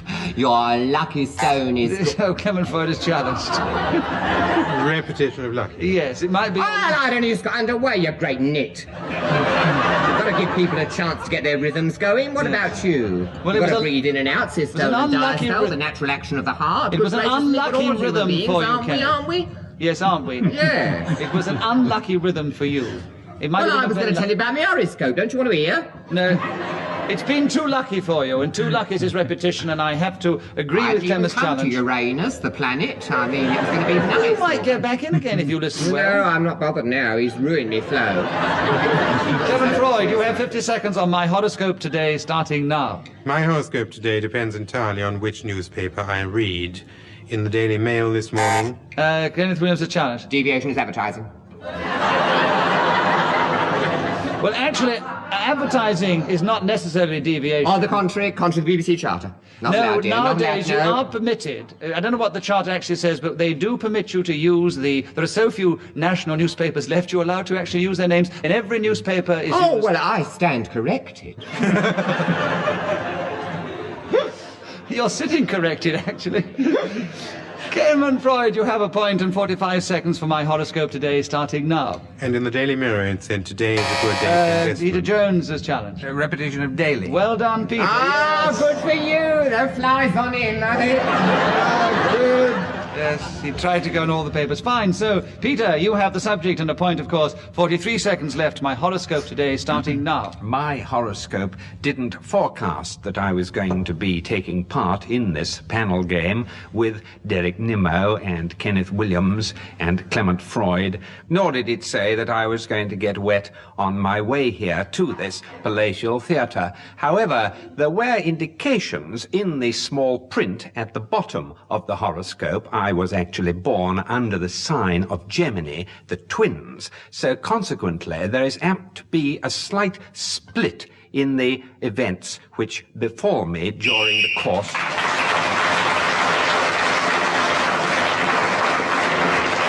Peter, you were speaking when the whistle went. You gained the extra point, and you are now in a commanding third place ahead of Kenneth Williams. Derek's in second place now because Clement Freud has taken the lead 1 point ahead. Clement Freud, your turn to begin, and the subject is my problem. Can you talk to us about... I think the audience have a good idea of one of the problems we're going to talk about. But the subject, my problem, 60 seconds starting now. My problem is that every week I have to come to this theatre and sit next to Kenneth Williams. Not only do I perch next to this kindly man on my right, but he sends a car for me, usually to run me down. A 15-cylinder hearse was the latest assault which this man practiced on me. And then, when I'm here, he pretends to kiss me, he puts his hand on my knee, and he makes other endearing noises for which people could get terrible... Derek Nimmo, you've challenged. Hesitation. Yes, I'm glad you helped him out there. I was getting very embarrassed. Derek Nemo, I agree with your challenge, and you have the subject now with 18 seconds on my problem starting now. My problem is rather a curious one. I was once staying in the northernmost part of Yorkshire, and I came upon a large mound of soil.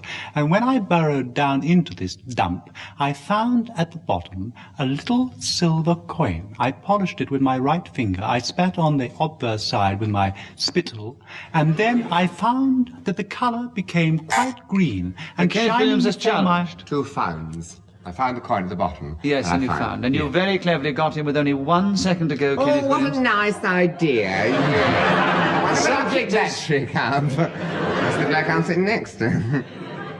My problem, Kenneth. 60 seconds. No, 1 second, starting now. My problem is being a genius. Of course, it is my salvation.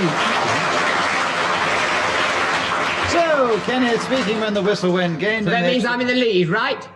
That means I've gone into the lead. Come on, out with it. Stop stuttering You and hesitating have, there. have moved forward with Yes. great rapidity. Yes. I've moved, have I? Yes, into 4th place. Oh. It's a shame. I seem to work my fingers to the bone and get nowhere. But we all love the way you do it, Kenneth. It's very sweet of you. No, you're actually an equal in 3rd place with Peter Jones, and Derek Nemo and Clement Freud are equal in 1st place, so it's a very interesting contest so far.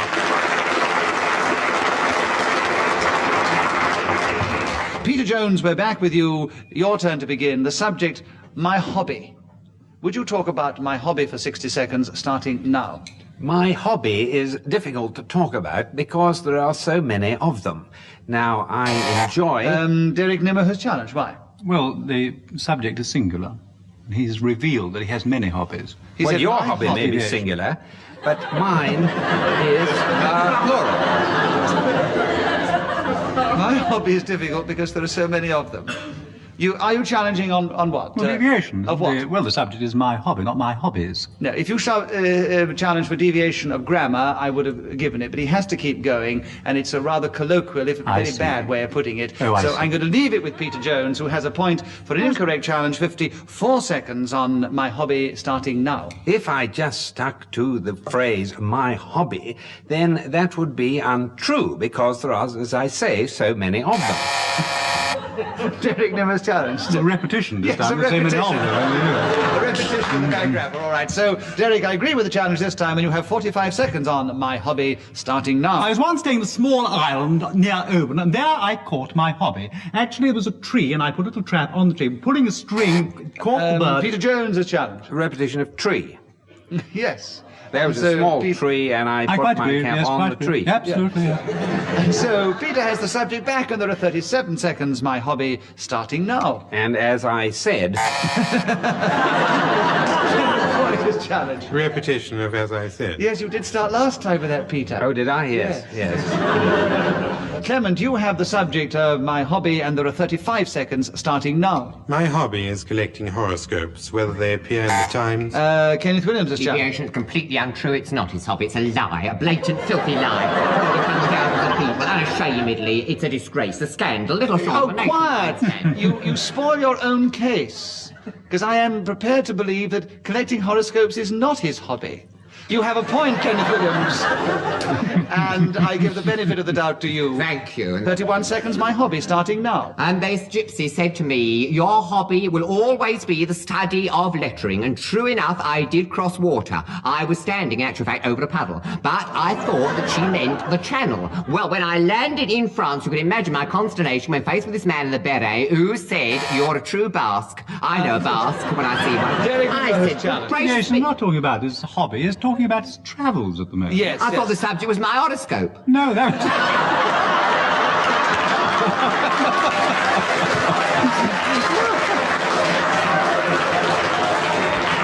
You can see that if you keep going well with sufficient feeling, you can even hoodwink these experienced players of the game.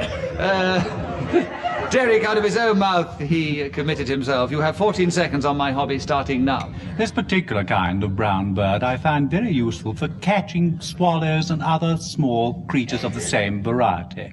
When I purchased...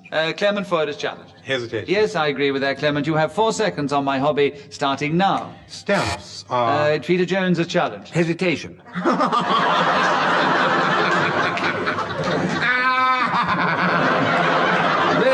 slow starting, I thought. Very sluggish start. Well, all I can say is you were thinking very quickly, Peter, because, no, I must be fair, it was a very good attempt. I mean, the audience enjoyed it, but he didn't really hesitate. So all that happens is he gets another point and 3 seconds on my hobby, starting now. I have an album into which I stick them.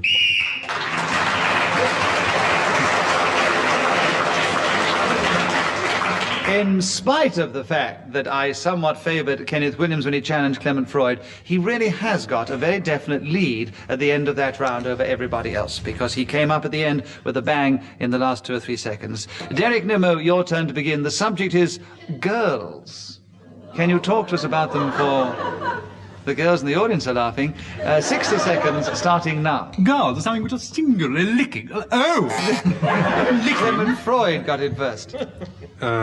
Deviation from etymology. And deviation. There's not a deviation. Girls, No, I mean, Girls if you had can't it- be licking. Oh, yes, I know many And girls not that- singularly licking Singularly anyway. licking. I mean, it's One used as tongue at a singular time. lick. Who ever heard of a singular lick?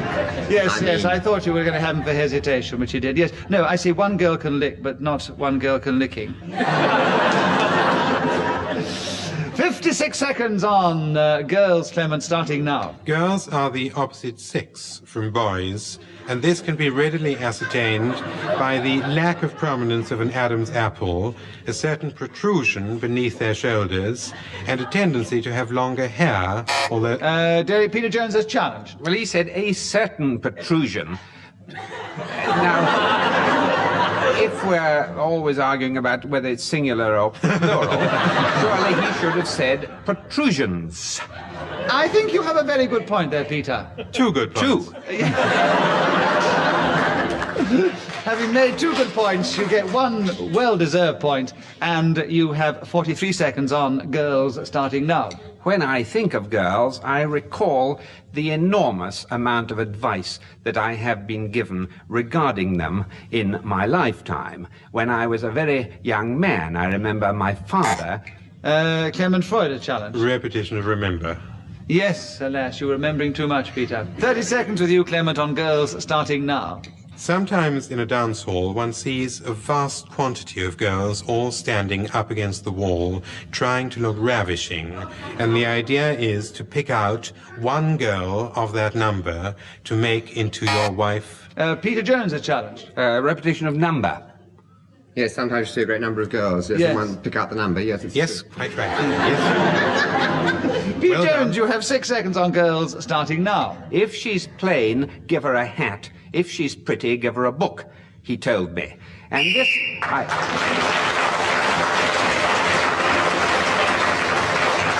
In spite of 2 gives, Peter managed to speak when the whistle went. He gained the extra point. He's now equal in second place alongside Derek Nimmo. They're both trailing a little behind Clement Freud, and Kenneth Williams is trailing a little behind everyone. And Kenneth Williams, it's your turn to begin. And the subject is Julius Caesar. 60 seconds on Julius Caesar, starting now. Well, of course, he is remembered by the immortalization, so to speak, in drama of Shakespeare in the great play of the same name, and he was stabbed by, they say, Pompey's statue. And the fatal blow was Derek Nimmo delivered... has challenged. Why? How can he be stabbed by an inanimate object? Deviation. He was stabbed by Pompey's statue. Well, it means... He was stabbed by other people. I do think Well, he it might be stabbed by a public convenience, but it wouldn't mean that he was actually stabbed by it. It would mean that he was by it when he was stabbed.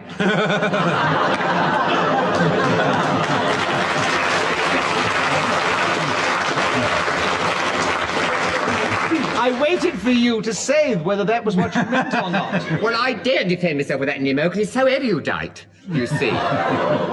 But actually, you didn't defend yourself when Derek accused No, you but of... gallantly and wonderfully, Peter leapt to my defence, and I will always be grateful for that. I know a true gent when I see one. You have 43 seconds on Julius Caesar, starting now. Of his wife, it was always said she should be above suspicion, and Deborah Carr once laughingly remarked, she Derek did. Nimmo's challenge.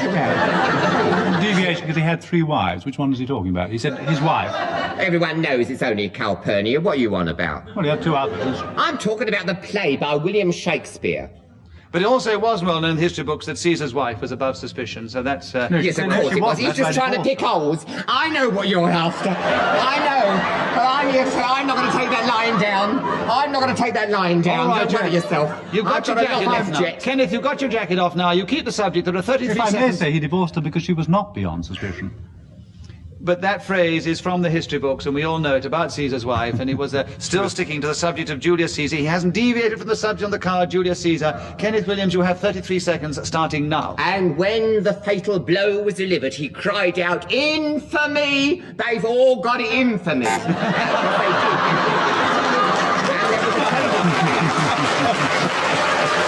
it's true. What's the timing gone like? What's your challenge, Clement? Repetition. What? Infamy.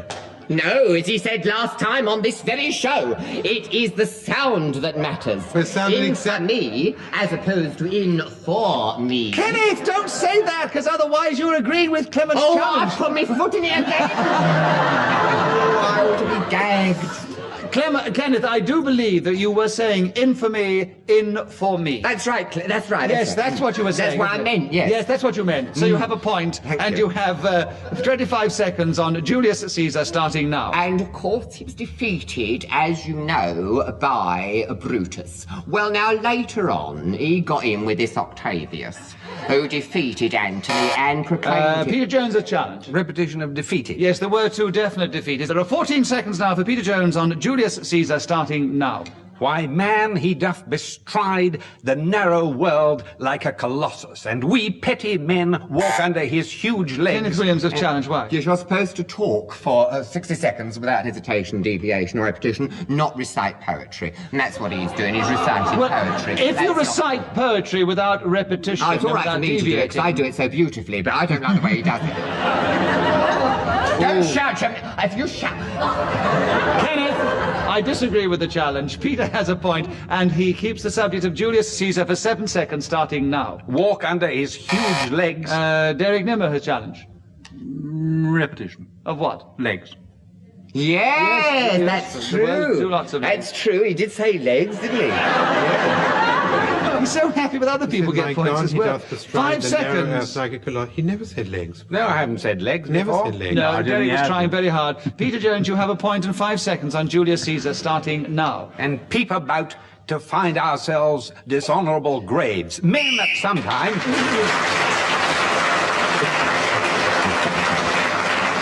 So Julius Caesar brought Peter up from second place into first place alongside Clement Freud at the end of that round. They're both now in the lead with 11 points. Derek has 7, Kenneth has 6, and there's still a great deal to play for as Clement Freud starts the next round with eyewash. Can you talk for 60 seconds on eyewash, starting now?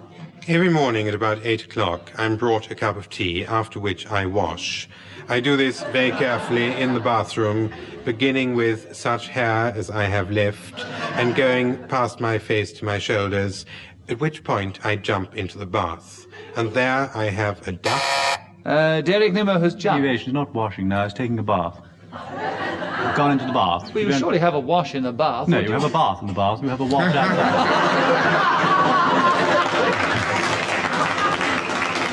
Oh, that is an impossible situation to judge on, isn't it? I mean, a lot of people say they wash in the bath. Clement, you have 42 seconds on eyewash, starting now. On Mondays, I do the family wash. Knickers, pantaloons, dressing gowns, nightshirts, jerseys, pullovers, and the usual... Derek Nimmer has challenged. Deviation, I don't believe it's a load of eyewash.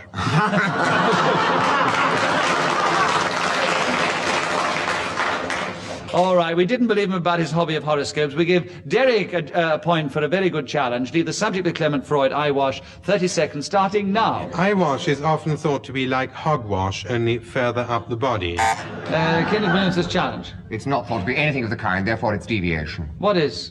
what he says it's thought to be. Kenneth, you have a point and 24 seconds on eyewash starting now. Now, this is the process by which you draw a sort of professional mystique over the content of what would otherwise be described as a truthful analysis of a subject. Now, if you go all round the mulberry bush and convince somebody else that you have a professional knowledge they do not possess, you could be rightly spoken of as saying that a joy in the eyeballs and win the game. Well, that was a very interesting result because it wavered back and forth, and we don't have any more time, so let me give you the final score. Derek Nimmo, after starting in the lead, finished in 4th place, 1 point behind Kenneth Williams, who leapt forward into 3rd place. Peter Jones slipped back into 2nd place to leave Clement Freud once again the winner of Just a Minute.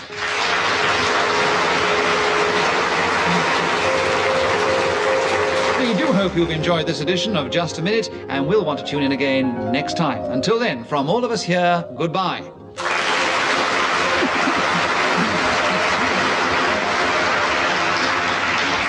The chairman of Just a Minute was Nicholas Parsons. The programme was devised by Ian Messiter and produced by David Hatch.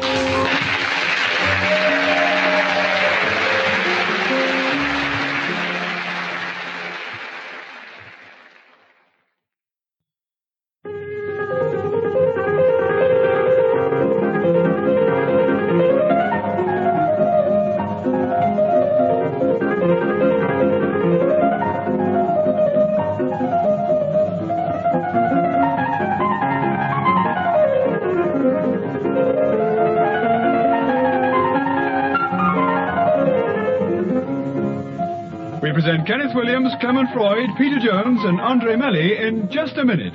And as the minute waltz fades away, here to tell you about it is our chairman, Nicholas Parsons.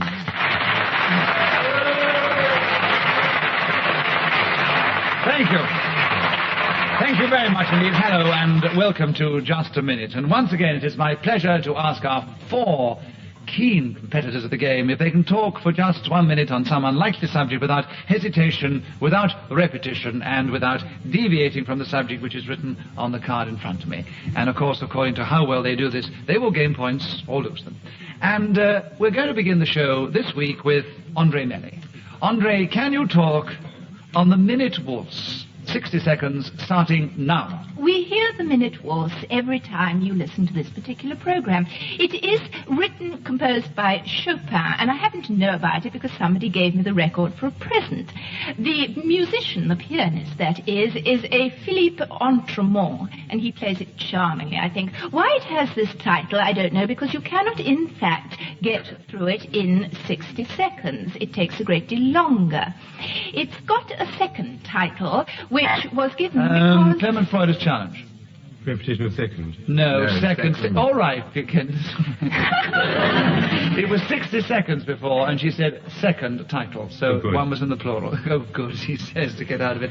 An incorrect challenge, Clement, so Andre Melly gets a point for that, and she keeps the subject. 32 seconds on the minute waltz, Andre, starting now. George Sands asked the man who wrote it... Clement Freud is challenged. Hesitation. Yes, with a definite hesitation. Well, she hesitated because she said Sands, and it's Sand. There's no S on the end.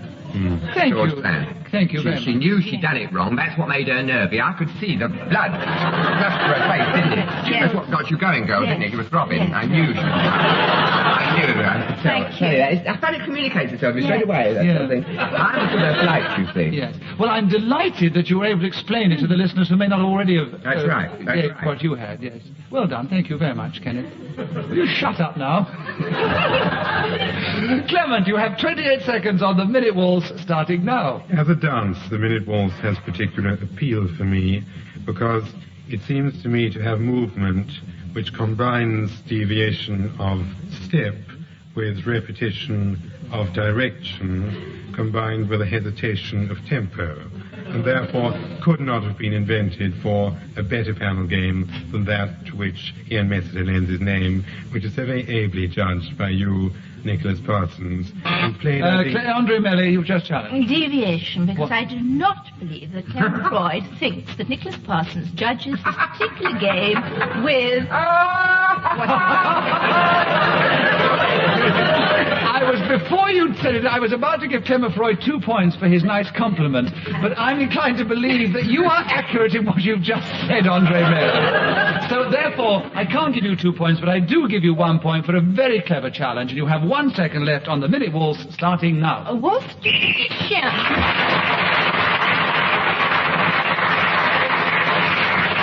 Well, Andre Melli was then speaking when the whistle went, and as you know, the whistle tells us that 60 seconds is up. Andre got him with 1 second to go with a brilliant challenge. He has a commanding lead over everybody at the end of that round. Clement Freud, your turn to begin. Women's football. Can you talk on that for 60 seconds? Starting now. Women's football, also known as women's football, is really very similar to the same game played by people of the opposite sex, but for some extraordinary reason, the females of the species do not appear to have a stronger kick as do their opposites. They slap you as hard. Peter Jones has challenged. A repetition of opposite.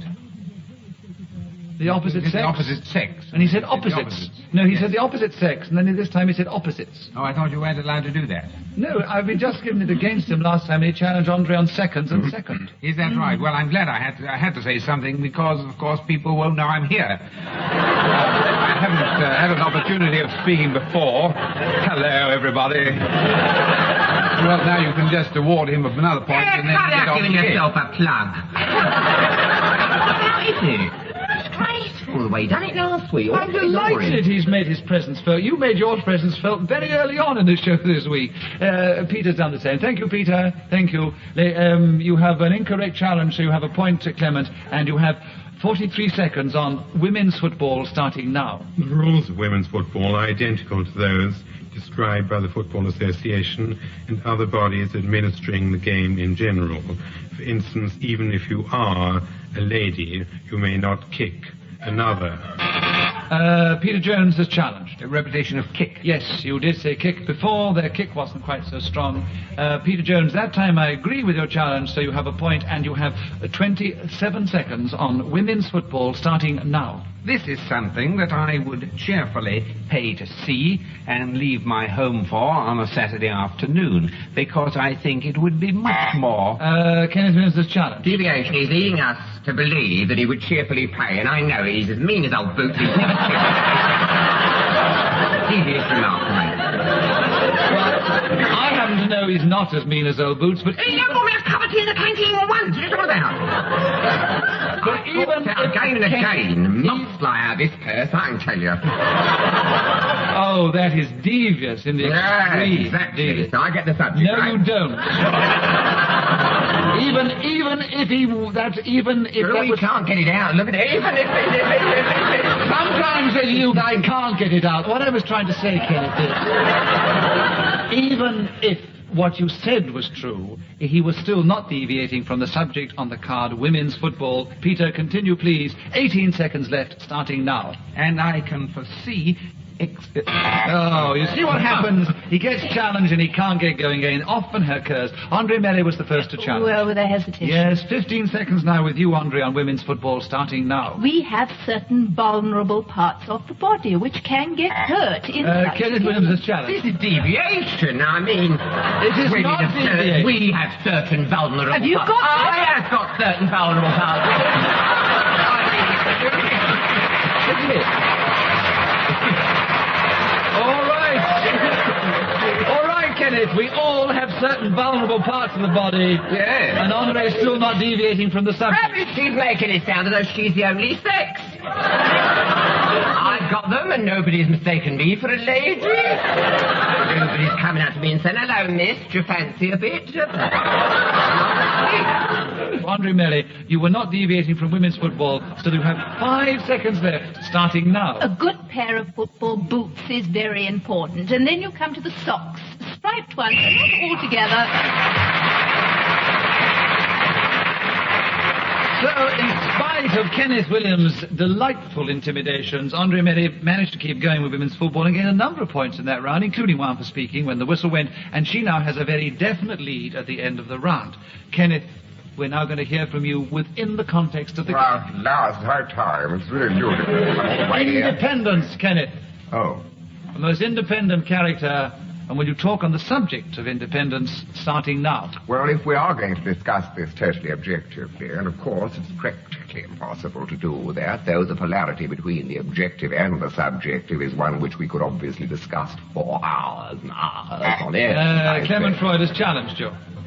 Repetition. Very definite repetition. 47 seconds on independence with you, Clement, starting now. When our village made its unilateral declaration of independence, customs posts were set up between Southwold and Walverswick, and a small force was recruited with guns and other equipment, passport stamps, and the odd pen with purple ink. Peter Jones, a challenge. It's too far-fetched. They didn't have passports, in... You believe all the rest, but not the passports. I think the whole thing is devious. I quite agree that the idea of Southwold, of Walverswick declaring unilateral independence, I'm surprised I remember it wasn't saying before. that the important thing was to keep going on the subject. Without deviation or hesitation or repetition, I consider you were utterly devious. I kept going on the subject of independence. Whether you believe that Walverswick got independence... You kept going on, that's a very clever way of trying to catch me out. You kept going on the subject of independence, but the challenge was that you were not passports involved in this situation. You were not passports involved? What they do to me? They get me to say my grammar. You were not passports involved! Oh, they'll have to edit this, you know, otherwise... Kenneth, I'll tell you something, they won't. My bad grammar once again will come over on the air. All I'm going to say is that I agree with Peter Jones's challenge. It was devious, and therefore you have 28 seconds, Peter, on independence starting now. We have a copy at home hanging on the wall of the famous American Declaration of Independence. My wife, as you may know, comes from the New World. No, it's deviation we don't know at all about his wife. He's assuming she's Wilhelmina of the Netherlands, isn't he? National biography published. We don't know anything of the kind. It's right out of the subject. Come on, let's just... Kenneth, he was not assuming that she was Queen of the Netherlands. Well, he said, as you all know, and we don't know. Nobody here does. Kenneth, contain yourself, please. If you want us to stop the show for a few moments. What are you doing? What? I disagree with your challenge, Kenneth. There are 18 seconds on independence with you, Peter Jones, starting now. I wish I could recall all the signatories of this document. I think 48 in all, which were just about... Clement Freud's challenge. Deviation. Why? There were nothing like 48 signatories to the Declaration of Independence. He said he thought there were 48. Yeah, but nothing, I mean, to think that far from the truth. Exactly. I was going to say that. Between 30 and 50. I was going to make. Between 30 and 50. I believe there were 13 states. No. There were far more signatories. This is one of those occasions. Oh, yes, the audience will know. The audience will know, yeah, that's true. Take your pince-nez off at the back. Yeah. You've got a book of reference. I'm inclined to agree that Peter Jones is much more close to the truth in this situation. So, Peter, you keep the subject, and there are 12 seconds on independence starting now. There were the Adams brothers, for instance, and Franklin. Andre Melliot. He hesitated after the... Yes, he only just, but enough for you to have a point, Andre. And 7 seconds on independence starting now. This is something which countries gain and people get. It's supposed to be admirable, but... Peter Jones, challenge! Peter challenged just before the whistle. What was it, Peter? Hesitation. She said it's... Yes, it was as enough a hesitation as yours was, so you have a point and half a second on independence, Peter, starting now. Thank you. So Peter Jones gained a few points in that round, and he has moved forward into first place alongside Andre Mellet. Clement Freud is trailing, and Kenneth Williams is trailing more than somewhat. Peter, your turn to begin. Winning! And you are at this particular moment, but would you talk on the subject for 60 seconds, starting now? Well, this is something that doesn't very often happen to me. I always feel that it's a great pity when one does that somebody else has to lose. But of course, that is the penalty one pays when one enjoys this marvelously exhilarating sensation of actually conquering a team of people who are all bent on the idea... Clement Freud is...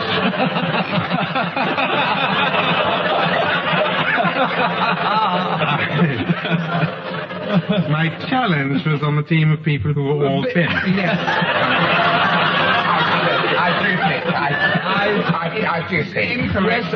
Therefore, the challenge is on hesitation because the idea of the next phrase came a very long No, way your after. challenge, which one are you going to have? Your challenge was deviation. On bed. No, it's a delightful thought for which we will award you a point because you came in so rapidly with a delightful challenge, but he was not deviating from the subject of winning.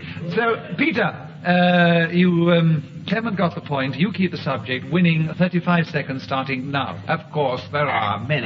Clement Freuder's challenge. He's already had his, of course, in this minute. Yes, we occasionally allow them all, and one, of course. And this was the second one. Yes. So, Clement, you have a point, and there are 33 seconds on winning starting now. Of course, if you really want to win, there are a number of words you must never use for a second time, and the one which I employed at the beginning of my sentence was exactly an instance in fact. Winning in just a minute is something I am fairly accustomed to, mostly because the other people lose with unrelenting Andre Melly has A challenge. hesitation before unrelenting. Yes. He would now become slightly embarrassed. Yes, I know. Yes. With justification, he was embarrassed at his remarks, so he dried up. And there are 12 seconds on winning with you, Andre, starting now. Of course, this is something which we all want to do when we play games. And for some reason, if you are British... Kenneth Williams has challenged. Deviation, I don't want to do it. My record proves it. I never win. I just come here and chat away with your legs in there. I don't man, I will not lose the walk. So I think it's a devious statement to make that we all come here wanting to win. Absolutely devious. All right, so she says we all come here wanting to win. Actually, I think you all do want to win. Get out of it, I don't. Kenneth, but you probably less than the others. Anyway, She's making an unwarranted generalization. it is a statement that she's entitled to make within the context of this subject of winning. She believes that she's entitled to say it. She was not deviating from the subject. There are 4 seconds left. You, Andre, on winning starting now. Some of us are so unselfish and of such a wonderful character like Kenneth Williams. Clement Freuder's challenge you. Deviation. Why? I think any of us are unselfish. We wouldn't be here. Well, I don't know what to say now, because I did say that she was allowed to think that you were unselfish, even if you weren't. Well, I'd like to challenge as well. Why? He's always getting his oar in, isn't he? Because she wasn't talking about winning, she was talking about Kenneth Williams, and he certainly isn't winning. Or he isn't this afternoon. Oh, no, he certainly isn't winning. He's got a point, yes? So I know what we'll do. I've got loads of points. Covered in them. I know what we'll do in this unique situation. There's 1 second to go, so we'll give it to Kenneth Williams for 1 second. What? What's the subject? I get it. What are they on about? You've got 1 second on winning starting now. Oh, yes, I think the adrenaline's flowing. So Kenneth Williams was then speaking when the whistle went. He's still in 4th place, alas. Clement Freud has moved into 2nd place alongside Peter Jones. Andre Miller still in the lead. And Kenneth Williams, you begin the 3 Gorgons. Can you talk about Don't be them? confused with Gorgonzola, which is good vary in any language. I'd save those jokes for the round. Oh, It has to be sorry, done in yes, 60 yes. seconds. Talk on the subject starting now. Yeah, well, there were these 3 girls with snakes in their hair, and 2 of them were gods. 1 was mortal, so they said to Perseus, when you get there, your only chance is with Medusa. So, as she had the ability, along with her sisters, to turn all men that looked upon them to stone, he done it by looking in his shield at her reflection, then he brought the scythe round and cut her head off. You see, the blood shot out of her head because it was cut off her body. Well, naturally, it would shoot out, wouldn't it, under those circumstances? Okay. But also, with the blood, also sprang this horse. Now, this horse, you see, come out of her head. Yeah. Incredible, called Pegasus. And the bloke got away on the horse, you see. They said on Pegasus he rode. The other 2... You've been challenged 7 times. What about? What about? Well, the first one to challenge you was very long way back, which was Andre Merry. What was it, Andre? Because he was talking as slowly as I was talking when he said I was talking too slowly. Oh, bad luck, Andre. Bad luck. I thought you were going to challenge because he said 2 lookings, but it's too late now. I I don't think he was going slowly. I think he was going magnificently. He had the bit between his teeth and he was raging forward with Perseus and Medusa and the Gorgons. It sounded as though he had. So, Kenneth, in spite of all those challenges, 34 seconds are still left on you with the 3 Gorgons starting now. No, most wish they weren't. However, our Perseus rushed off with Clement Freud is challenged. We've already had Perseus. Yes.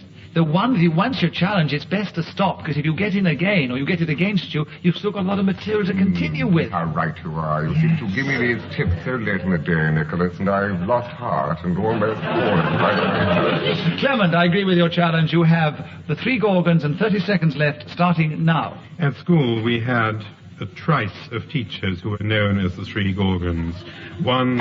Kenneth Williams' challenge. At school we had a trice of teachers. Yes. He's talking about grammar. I've never heard of a trice of teachers in my life. I don't think any such thing exists, and I'm not going to sit here and have people talking ungrammatical rubbish about trice.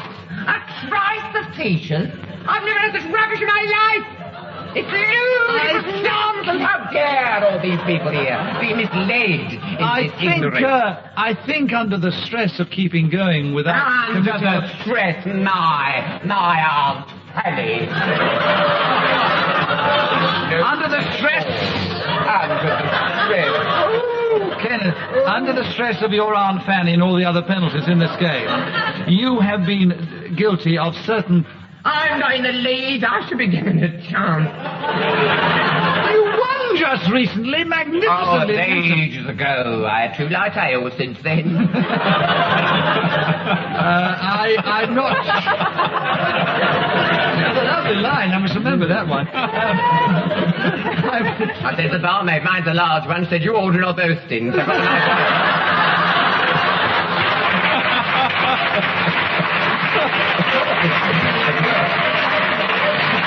Ian Messiter, give him 2 points!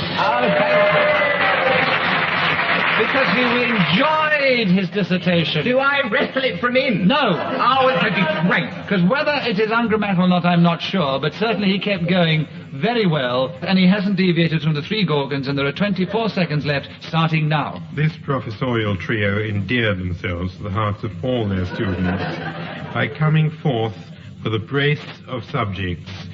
Andre Melly. Yes, Andre, you got him first. Deviation. It No, it was hesitation. And it's hesitation. It's too late now. You're He's going to win. You could have won. You could have got the point and won the game.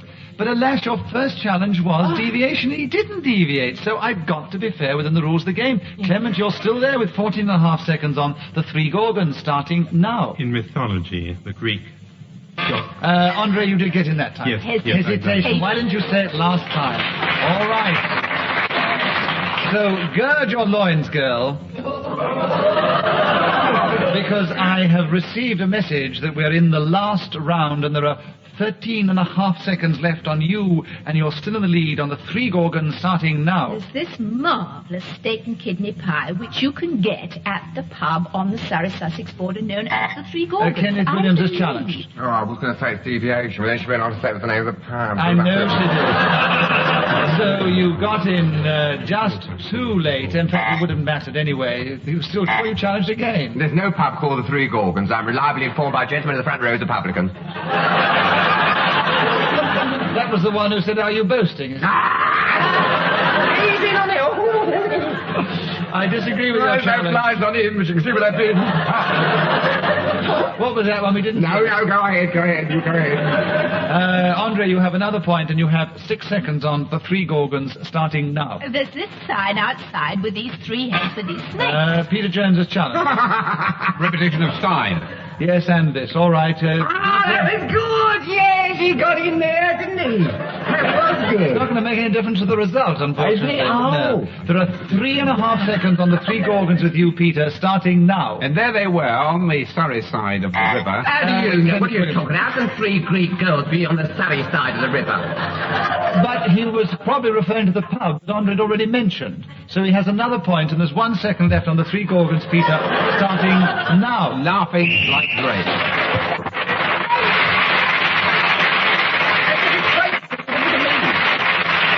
So Peter Andre Melly gained a number of points in that round with the help of Kenneth Williams because I disagree with all his challenges.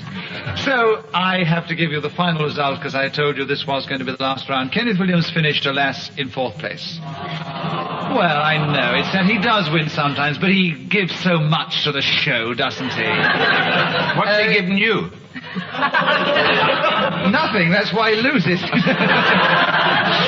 Clement Freud finished in 2nd place alongside Peter Jones. They were equal in 2nd place. Andre Melly, who girded her loins magnificently, held her lead, and our victor is Andre Melly.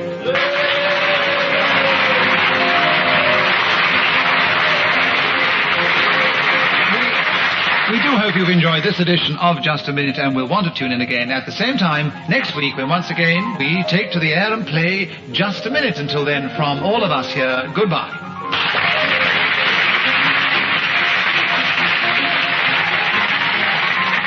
The chairman of Just a Minute was Nicholas Parsons. The programme was devised by Ian Messiter and produced by David Hatch.